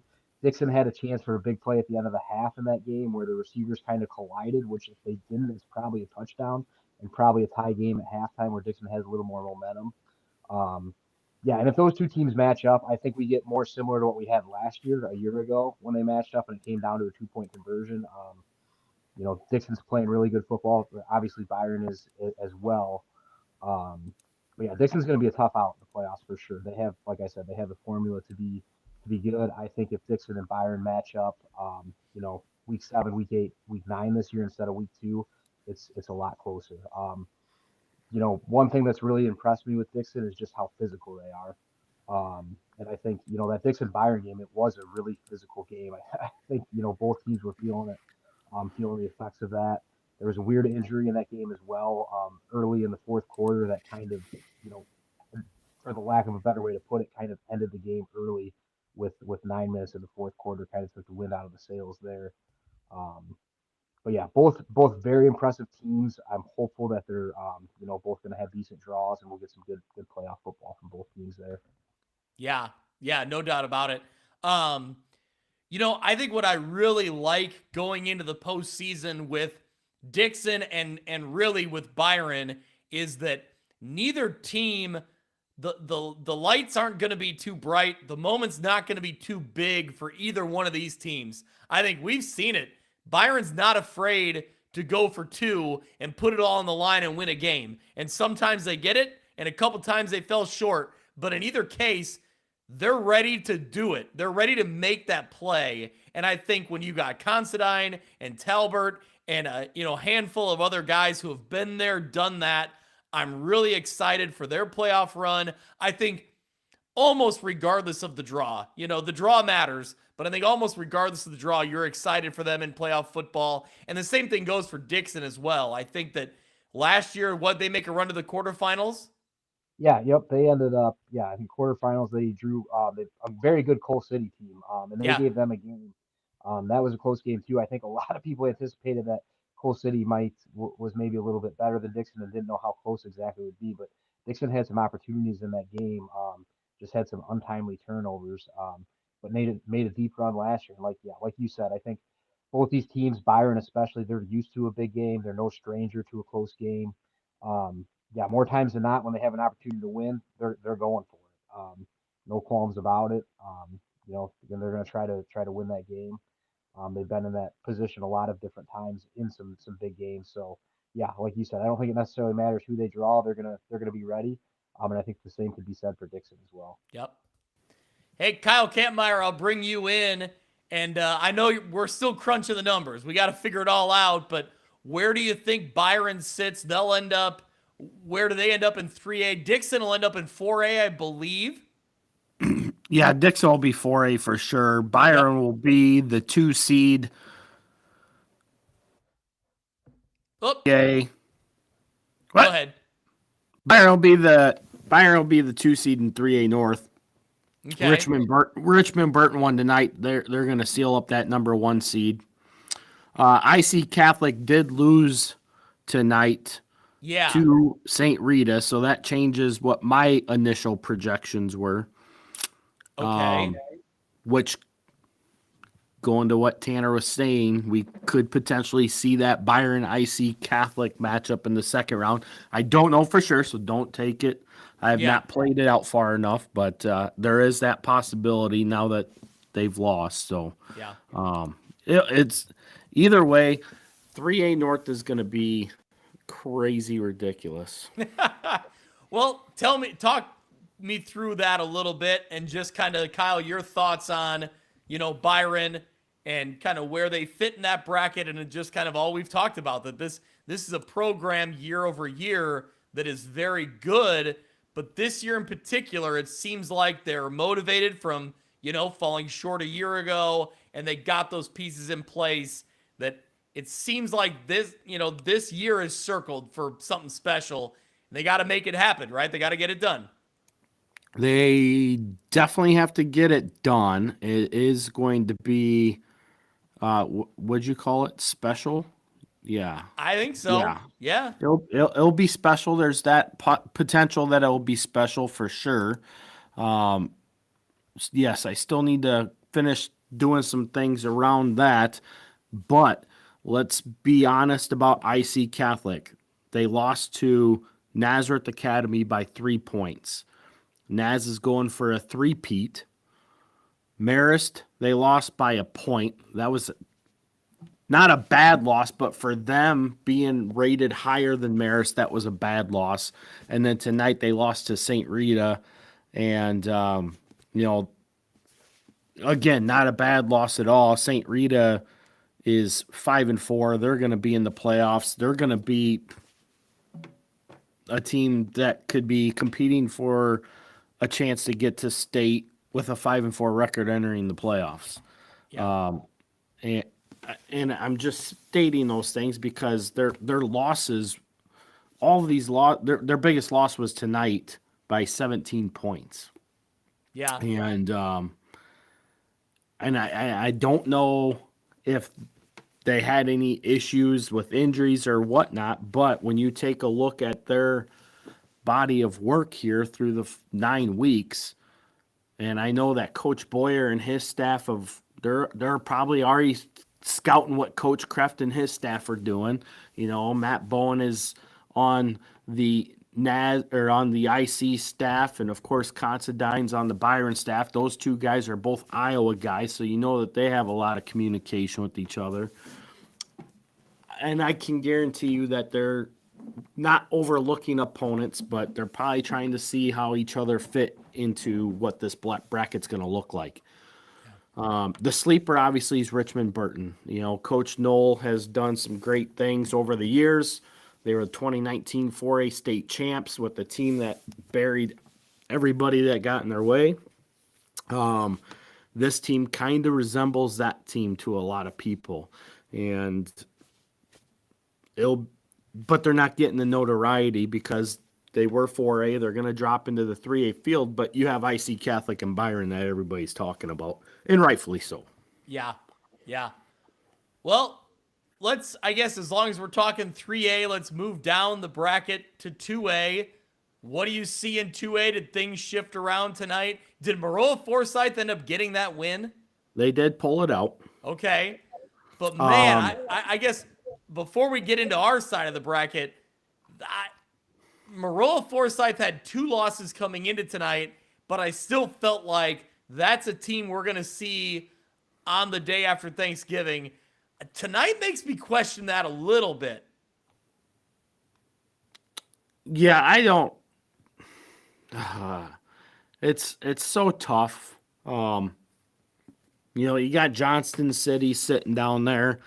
I think that they gave Maroa Forsyth a lot to handle last year in that semifinal game, and I think that they're going to be prepared to make a run. DuQuoin's looked pretty tough this year. I mean by tough, I mean that they weren't talked about, and then they've climbed into state rankings. They're in the ratings systems in the top 10 across different places.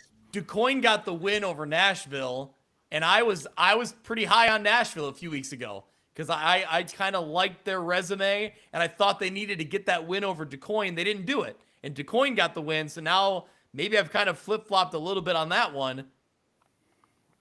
Yeah, I think, and I hate to say this, but it's just, it is what it is, but everybody's been talking about it all year. 2A South is not going to be what 2A North is. Yep. We've seen a lot more strength come out of 2A North in recent years, and 2A North is setting up to be very tough again. You have Farmington, who was in the semifinals last year. They're undefeated. Seneca's undefeated. Westville is going to be a push whether they go north or south. They're undefeated. Rockridge, obviously, is the juggernaut right now. Wilmington is still looking in the 2A picture as well. That they're still everybody's favorite if they do fall into that 2A field. Yep. Shimdog, you got any thoughts on 2A, kind of on our northern side, or just anything across the 2A bracket? What teams you like? Definitely Farmington, Rock Ridge. Yeah. I mean, I think I think a lot of people are expecting them to make runs. Yeah. Definitely keep an eye on Westville as well. So Westville's interesting because it's a good program year over year, and they're always, Kyle, you can correct me if I'm wrong, but I think they're always right on the border of whether they go to the north bracket or the south bracket. And kind of depending on the year, depends on where they end up. Yeah, they sit right at that cross line there, being, just right on that 74, 72 corridor. Yep. And that's usually where the 2A line runs through. So it is hard to tell right now. I'm still working in Class 1A right now because I start in 1A and work up rather. Yep. That way I ain't got to deal with all the 8A stuff and try working down. So, I start with the 4-4 games, see who won, see who lost, trying to pinpoint where the cut line is for the 256 and then piece it together after that. So that's where I'm at right now. Obviously, I got a lot of hours worth of work ahead of me yet tonight. So, it's going to be interesting. I'm hoping to have all this stuff out by 3:00 this morning. Oh my gosh, there you go. Oh, I love it. Stock, you're wagging that pen around. The last 3 years, there's not been one 5-4 team that has missed the playoffs in Class 1A through 8A. Say what again? One. The last 3 years. Now, if you got 5-4, you made the playoffs in Class 1A to 8A. You didn't. There's been no teams that missed the 1A through 8A playoffs with a 5-4 record. And that's been a shift, Kyle. I think that's been kind of the recent trend that it used to be 5A was the question mark. Now 5A is almost you're in, and it's how many 4As are going to get in. Yeah. To Stock's point, the last time a 5-4 team missed the playoffs, it was one team in 2021. It was one of the CPL schools. They had like 22 or 23 playoff points. They were the only team that missed out with a 5-4 record. 2022, 1-4-5 got in. 2023, 4 of them got in. Last year, there was one that got in. This year, right now, I had it projected last week that there was 4 teams in. I think Susie said 5 teams or 6 teams. It's tight. It's definitely looking like we're going to at least have 3 teams at 4-5, if not 4 or 5. So it's definitely trending that way. There's a large amount of, what was there, like 62 schools that entered at 68 schools, 67 schools that entered at 4-4 and 5-3 going into tonight's game. So, it's and then that also included a couple 3-5s that had the potential of getting to 4-5, and then the playoff points could push them above some of the other teams that were either that were 4-4, and if they went 4-5 as well. So that's where you got to start looking at a much deeper picture. That's where I try to, like I said, that's where I usually start first and then go from there. I don't have everything set up the way that Susie does. Because like I said, I don't need to go through 5A, 6A, 7A, and 8A. I think that's great football. I think it's fun to watch, but I don't pay attention to it, and I don't care to pay attention to it at that depth. All I got to do is know enough to where I can find a line and start placing it in there. Kyle, you know more than enough because Mitch and I are always looking at your projections. So we're in Kyle, we trust. Stock, you got your hand up real quick. We'll get to you, Stock. But hey, Landon Montroy's calling us out. No Coach Adolphson on the REAX tonight. How about this, Kyle? We'll do one better. We'll get Coach Adolphson on the NUIC View from the West playoff preview show tomorrow night. We'll bring him in once the bracket's announced. And then And then Landon follows up with, I need to be on the sidelines at Monroe's next week. I like that idea. Let's get a Monmouth Roseville home game. I would love to be there. That sounds awesome. Stock, you're wagging that pen. I know something's important. The one of the teams in 2023 that made the field with a 4-5 record was Sterling. I know, yeah. I was gonna ask Kyle, because he knows more on this than I do. Are there any local teams that are 4-5 that are local to this viewing area? Will any of those teams make it, or is that something that's a little too early to ask?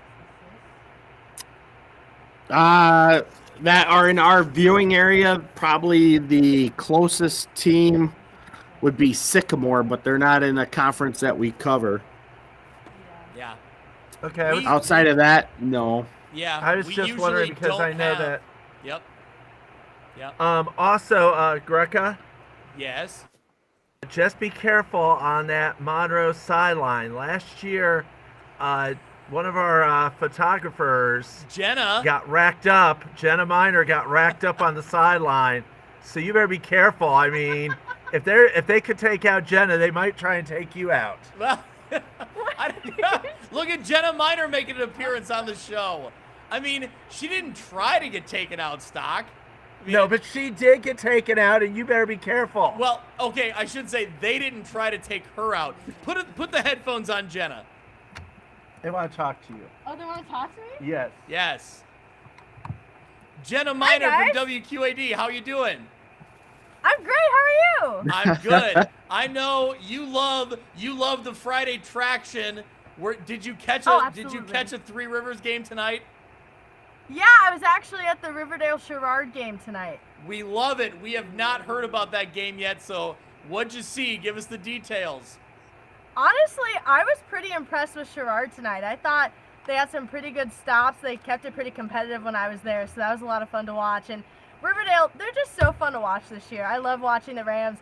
Their run game's so fun. I got to see Gage Heinsohn break out a couple times tonight. So, yeah, it was a really competitive game at the beginning when I was there. Is Brian Stocking's alma mater, Riverdale, going to get a playoff win? I think that'd be really cool. We'll see. I know he thinks so. So. Yeah. He has no idea what you're talking about. That's my favorite part. I know. Well, hey, Jenna, thanks so much for jumping in. I just wanted you were sitting right there, and hey, be safe on the sidelines from here on out, right? Oh, I will. I'm not getting trucked this year, I swear. My goal for the postseason is to not get a concussion. So that's...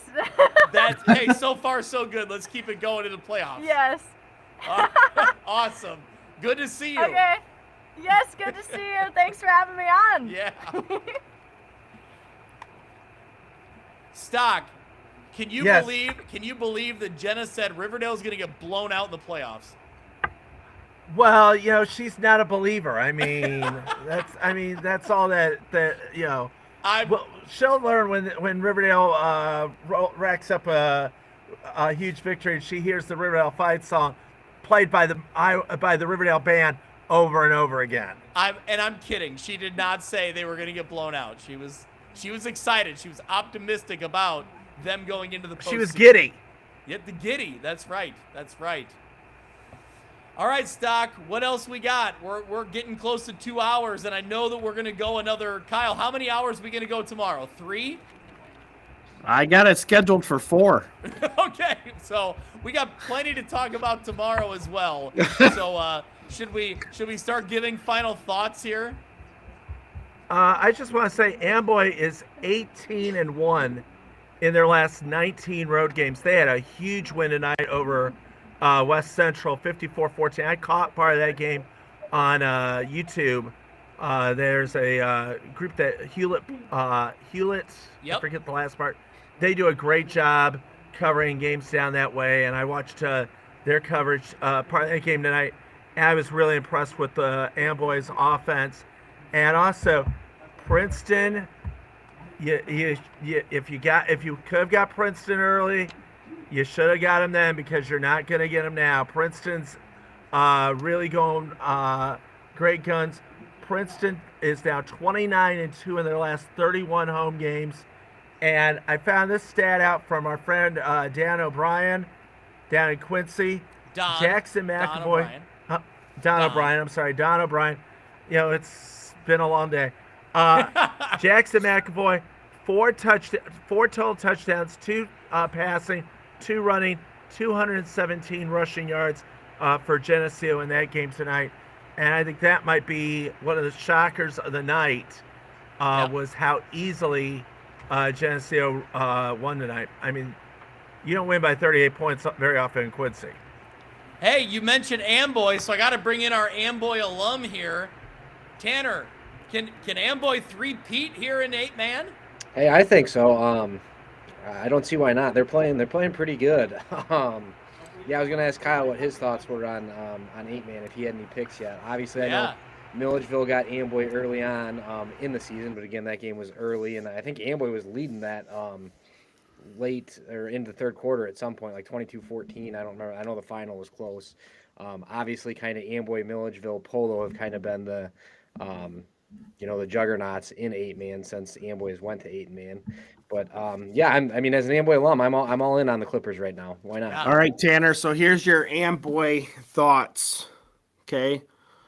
Last year they went 8-1. They got upset by Ridgewood, and then they go on and crush their way to a state championship to get their second in a row. Right.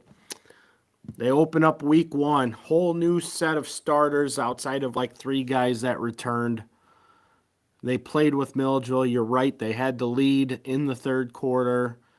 Did not score in the entire second half. Milledgeville made them pay. Amboy is going to very much be a team in the road to state. Nobody wants to play Amboy right now. I've talked to several coaches, and they keep asking me, where's Amboy? They want to stay away from Amboy first round. Yeah, absolutely. Yeah, they're playing good ball right now. Ever since they've had a ton of success since joining the 8-man. I think they got more kids going out now than what I had when we were playing 11. That's no joke. And my co-host on NUIC All Access, Jay Doyle, his guy is Colt McCoy because he just likes the name Colt McCoy from the old Texas QB. Yeah.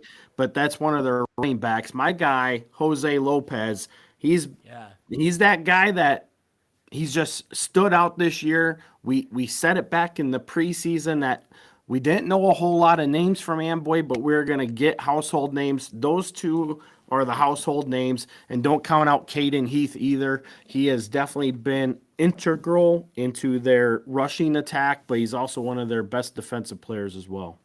Yeah. Yeah, gotta love it. Amboy's churning out the athletes, Yeah.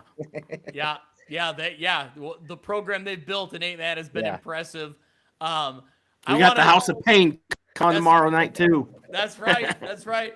Well, Kyle, I want to give you a minute to plug the show tomorrow, the NUIC playoff preview show. What is this? How many years? The annual? How many? This is our 9th annual playoff show. We will be live tomorrow night at 6:30 p.m. You can go to our social media pages on Facebook, X, Instagram. I've already posted the links to it all. You can also go into YouTube, search NUIC football, go to the live events. It's already there as well. If you want, just hit the subscribe button like Mitch and Greg always say. Hit that subscribe button. You'll be notified when we go live, but it's going to be a ton of fun. Like you said, we got 6 coaches lined up from the IFA to come on our show. We have, I don't even remember, we got like 10 or 12 coaches from the IFA side, from the 11-man side coming on the show. Obviously, being an NUIC show, we're covering the majority of the NUIC coaches, but we have Coach Adolphson from Monmouth Roseville. We're going to have Coach Elmore from Calhoun, Coach Dixon from Camp Point Central, Coach Brock from Bloomington Central Catholic. Coach Diericks from Riverdale is going to be on. So we're trying to get Coach Grip from Anawan Weathersfield as well. And then Coach Vallis from Farmington. Who am I missing, Greg? Oh, man. Well, I will say, Coach Oh. Derrick's reached out to. Go ahead.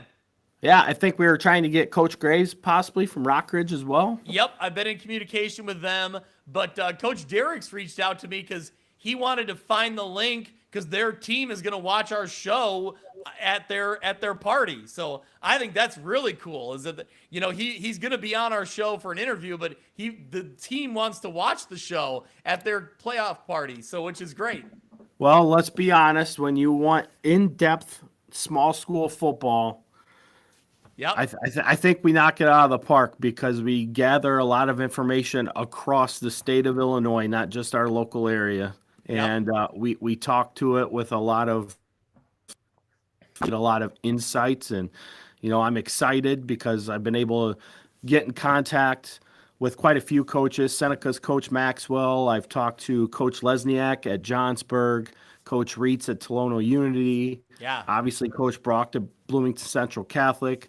I know our guy Matt Surdick's been out and about on the eastern side of the state grabbing information for us. You've reached out to some people down in southern Illinois. And then, of course, we got the big hitters in the big northern, the track, the NUIC, the LLC covered. Tyson Graves down in Tuscola has done a great job getting us information from the Heart of Illinois conference as well. So I think that pretty much tells you that, we're going to have a lot of good coverage here. Yeah, it's going to be a great show. So tomorrow, head to NUIC Football on YouTube. Find the link. If you go to X, it's already posted out there. You can find the direct link. We'll be live at 6:30. And Kyle, man, we'll be going for 4 hours? Let's go till 10:30. Yeah, that's what I laid out the schedule in our Google Docs that I've already sent out to you guys. And I got it laid out at a 4-hour show. And I see my guy Ethan's on now along with Nick Bull. So yeah. We're hitting that midnight hour, so it's time to get weird on the instant reacts. So we bring in Bully and Big E. Look at Nick Bull rocking that Milledgeville Missiles cap. I love it. That's sweet. Where's Kyle Leach at? Yeah. Hey, guys, I have to tell you, we've been having this conversation all day. I think South Fork takes it. Whoa. Greg, George if you know me, I've been A1 day one for Milledgeville. I've shot a handful of games there back when it was 11-man. Yep. I enjoyed it. I love the small town atmosphere. I've always been a Missiles fan, and I love their logo. This is the logo that they have on their helmet.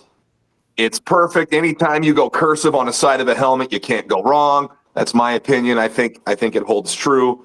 Classic logo. I've always been a Missiles guy, so shout out to the Missiles and A, but I want to throw out another shout out. Is it true that Galva made the playoffs in 8-man? Yes, sir. That is correct. They're 5-4. So as Galva, as a football program in Galva, it's the first time they made the playoffs since 1994.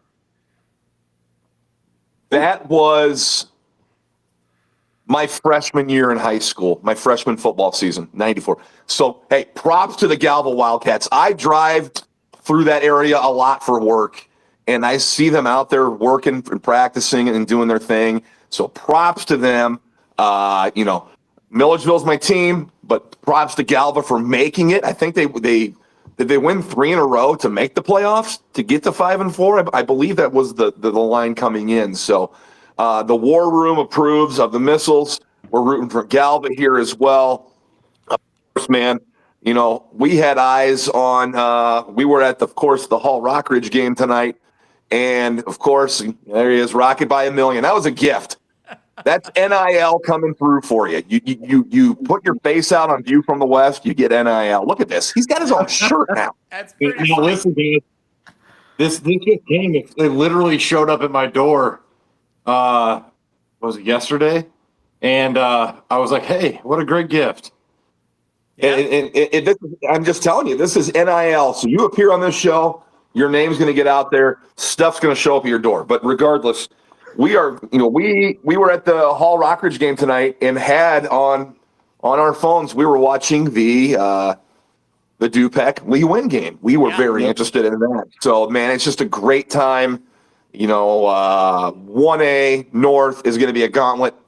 2A North is going to be a gauntlet. 3A North is going to be a gauntlet. just wanted to congratulate the Rockets, of course, by going 9-0 conference champs. Doesn't happen every day that you run the gauntlet like that. And, of course, all the other teams in the track that made the playoffs as well. And special props to my buddy Jeremy Adolphson.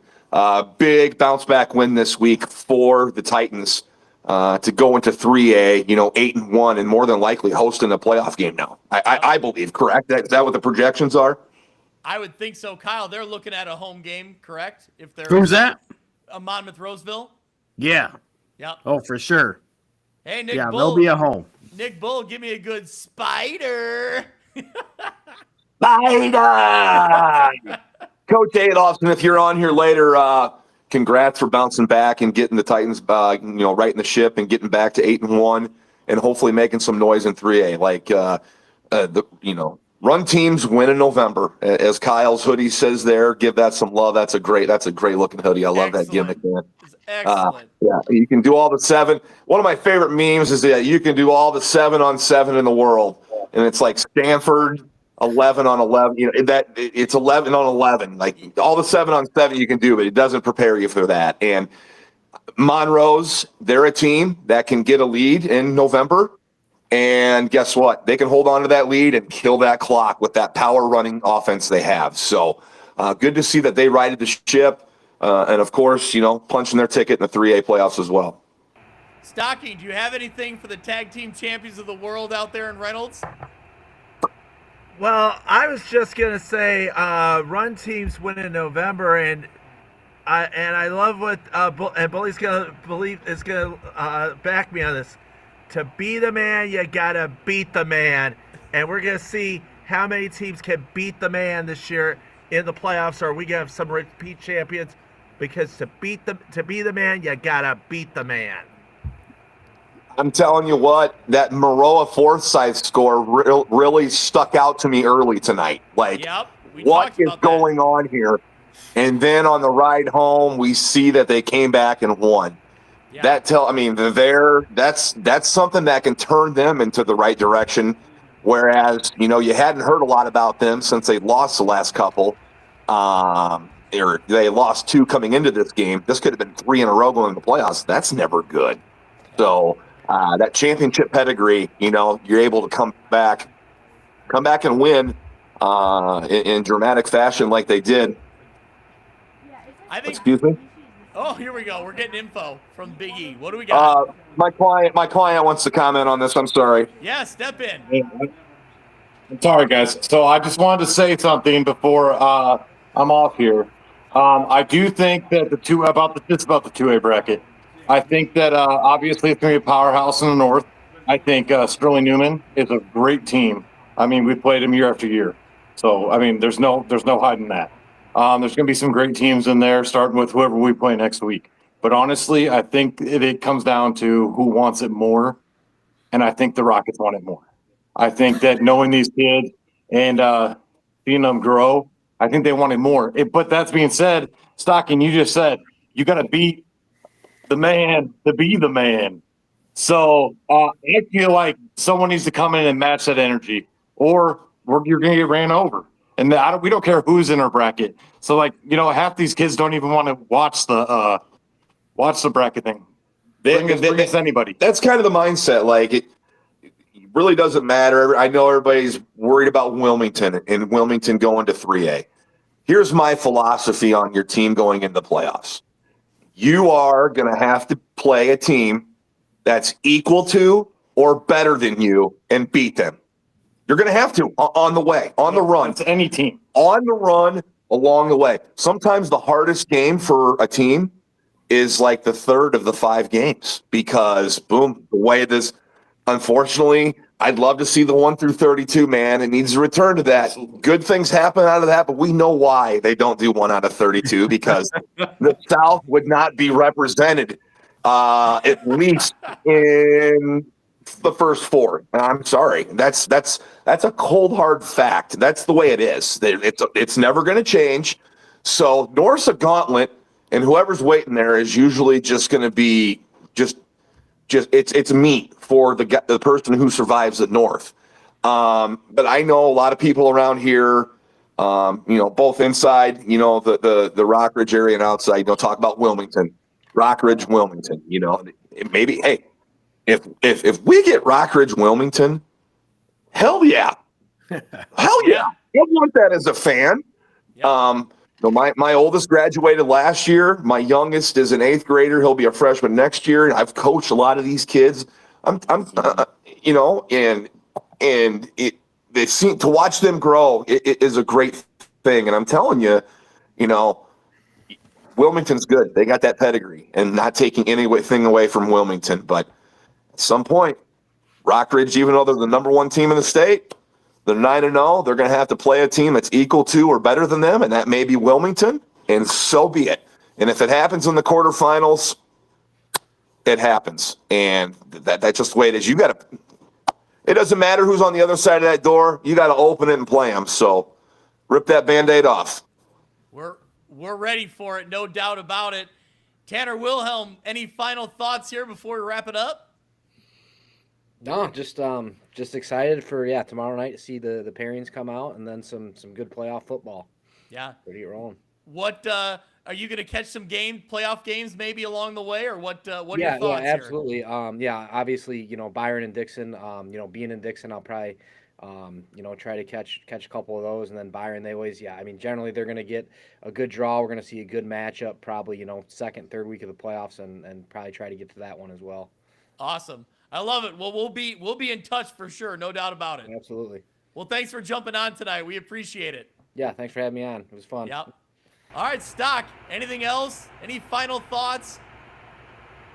I think that tomorrow night it's going to be very interesting to see how the brackets match up, especially when you're talking about in that 1 to 16 range in class 1A and 2A, because like Bully said and like Kyle said and like we've said all year, the gauntlet is going to be in the north for 1A, 2A, and even possibly 3A. It's going to be interesting to see where teams like Wilmington pop up, teams like Rockridge, and also there's going to be somebody is going to get some team is going to get sent like Rockridge was last year on a really long road trip either in the first or second round, and can that team survive the long road trip? I think, what was it last year? Rockridge had to go like 4 hours east. Bully can chime in. 3 years. It was 3 years ago. Westville. Yeah. Yep. That's 4 hours one way, and both teams were 8-1. Yeah. Oh, jeez. Yeah, I remember that. Yeah. So you're going to have some team that is a higher seed who's going to get that really bad draw, and I think that could be an upset victim, which would change the whole bracket. And I like the 1 to 16 in a way because you get more of the rivalries in that first round. But I'm beginning to think that 1 to 32 is probably the way to go. Although I know why the state does it, like Bully said, the South you never see the South in the state championship game. It'd be, you would have like that one year, Rockridge, Aledo, two teams of the Olympic play at state. You would probably have that a lot, especially Northwest Upstate Illini. Who wouldn't want to see Lee win versus Stockton in the 1A championship? Yeah. Amen. All right, Shimdog, you excited for the next 24 hours? Oh, yeah, definitely. Definitely will be a fun night. Awesome. Well, hey, thanks for jumping in tonight, and thanks for all your help throughout the year. Yeah, thanks for having me, guys. Yeah, this was fun. I'm glad I figured out who the Zack was that I was talking to. Yeah, that was the best. I was confused for a second, too. I thought my mic was on. Well, no, I was very confused as well. So, I had two Zacks jumping out at the exact same time. So, anyway. All right, Kyle, you and I tomorrow, my friend. Oh, Stock's still waving his pen. What do you got, Stock? I just want to say before a couple of things. One is I really like the way the state of Illinois does their playoff parades. They do them on Saturday night to a statewide audience. Not like the state of Iowa where they just dump it in the middle of the morning and, they've already announced the teams that are going to be in the playoffs, but they haven't made the pairings yet. So congratulations to Davenport North and North Scott. You're both in the playoffs. We just don't know where you're going because the state of Iowa's got to get their shut-eye, and they'll dump it in the middle of the morning, where at least the IHSA does it at night in prime time where you get a statewide audience. And if you can't, here's what you want to do. Listen, pull up the computer of that. Listen to View from the West and Kyle while you watch the pairings on WQAD 8.3. So you can see the pairings on TV. Mute the IHSA people who know nothing, and listen to the people who do, like Kyle and Greca on View from the West while you see the pairings on the set. Yeah, Stocking coming in hot here. I appreciate he's a company man. Plugging the. I love you, Stock. I love you, man. He's plugging the 8.3, but he's also, taking a dig at the IHSA, I tell you. And back at you guys. Yeah, I know. I love it. I appreciate it. All right, well, Kyle, you and I will be back on talking in less than 24 hours, but you got a long night ahead of you, it sounds like. So I'll be looking forward to you crunching the numbers. I'm sure we'll be texting. Yeah, I'm already getting messages from people all over. Hey, where are we going? I knew it was coming. Yeah. Well, hey, it means you're a valued source of information. I love it. Don't worry. I do love it. It's always a lot of fun. This is the best night of the year, to be honest, next to the playoff show, because the playoff show is always fun. And then we get to roll right into the best 5 weeks of the year. Yep. All right. Well, hey, Bully and Big E, thanks for joining us. Stockpile, thanks for being here. Tanner Wilhelm, our Big Northern Conference insider. Zach Shimdog for jumping in this week. We appreciate all your help throughout the year. And Kyle Kampmeyer. All right, boys. We'll be talking tomorrow night, and we'll be figuring out where these brackets are, who teams are playing, where they're playing, when they're playing. Listen to the NUIC playoff preview show. Watch it tomorrow. We go live at 6:30 on YouTube, NUIC football. And Mitch and I will be back on Tuesday to break it all down and look ahead to what's next in the playoffs. So thanks to everyone who listens, who follow along, who subscribes. We'll see you tomorrow. We'll see you again on Tuesday.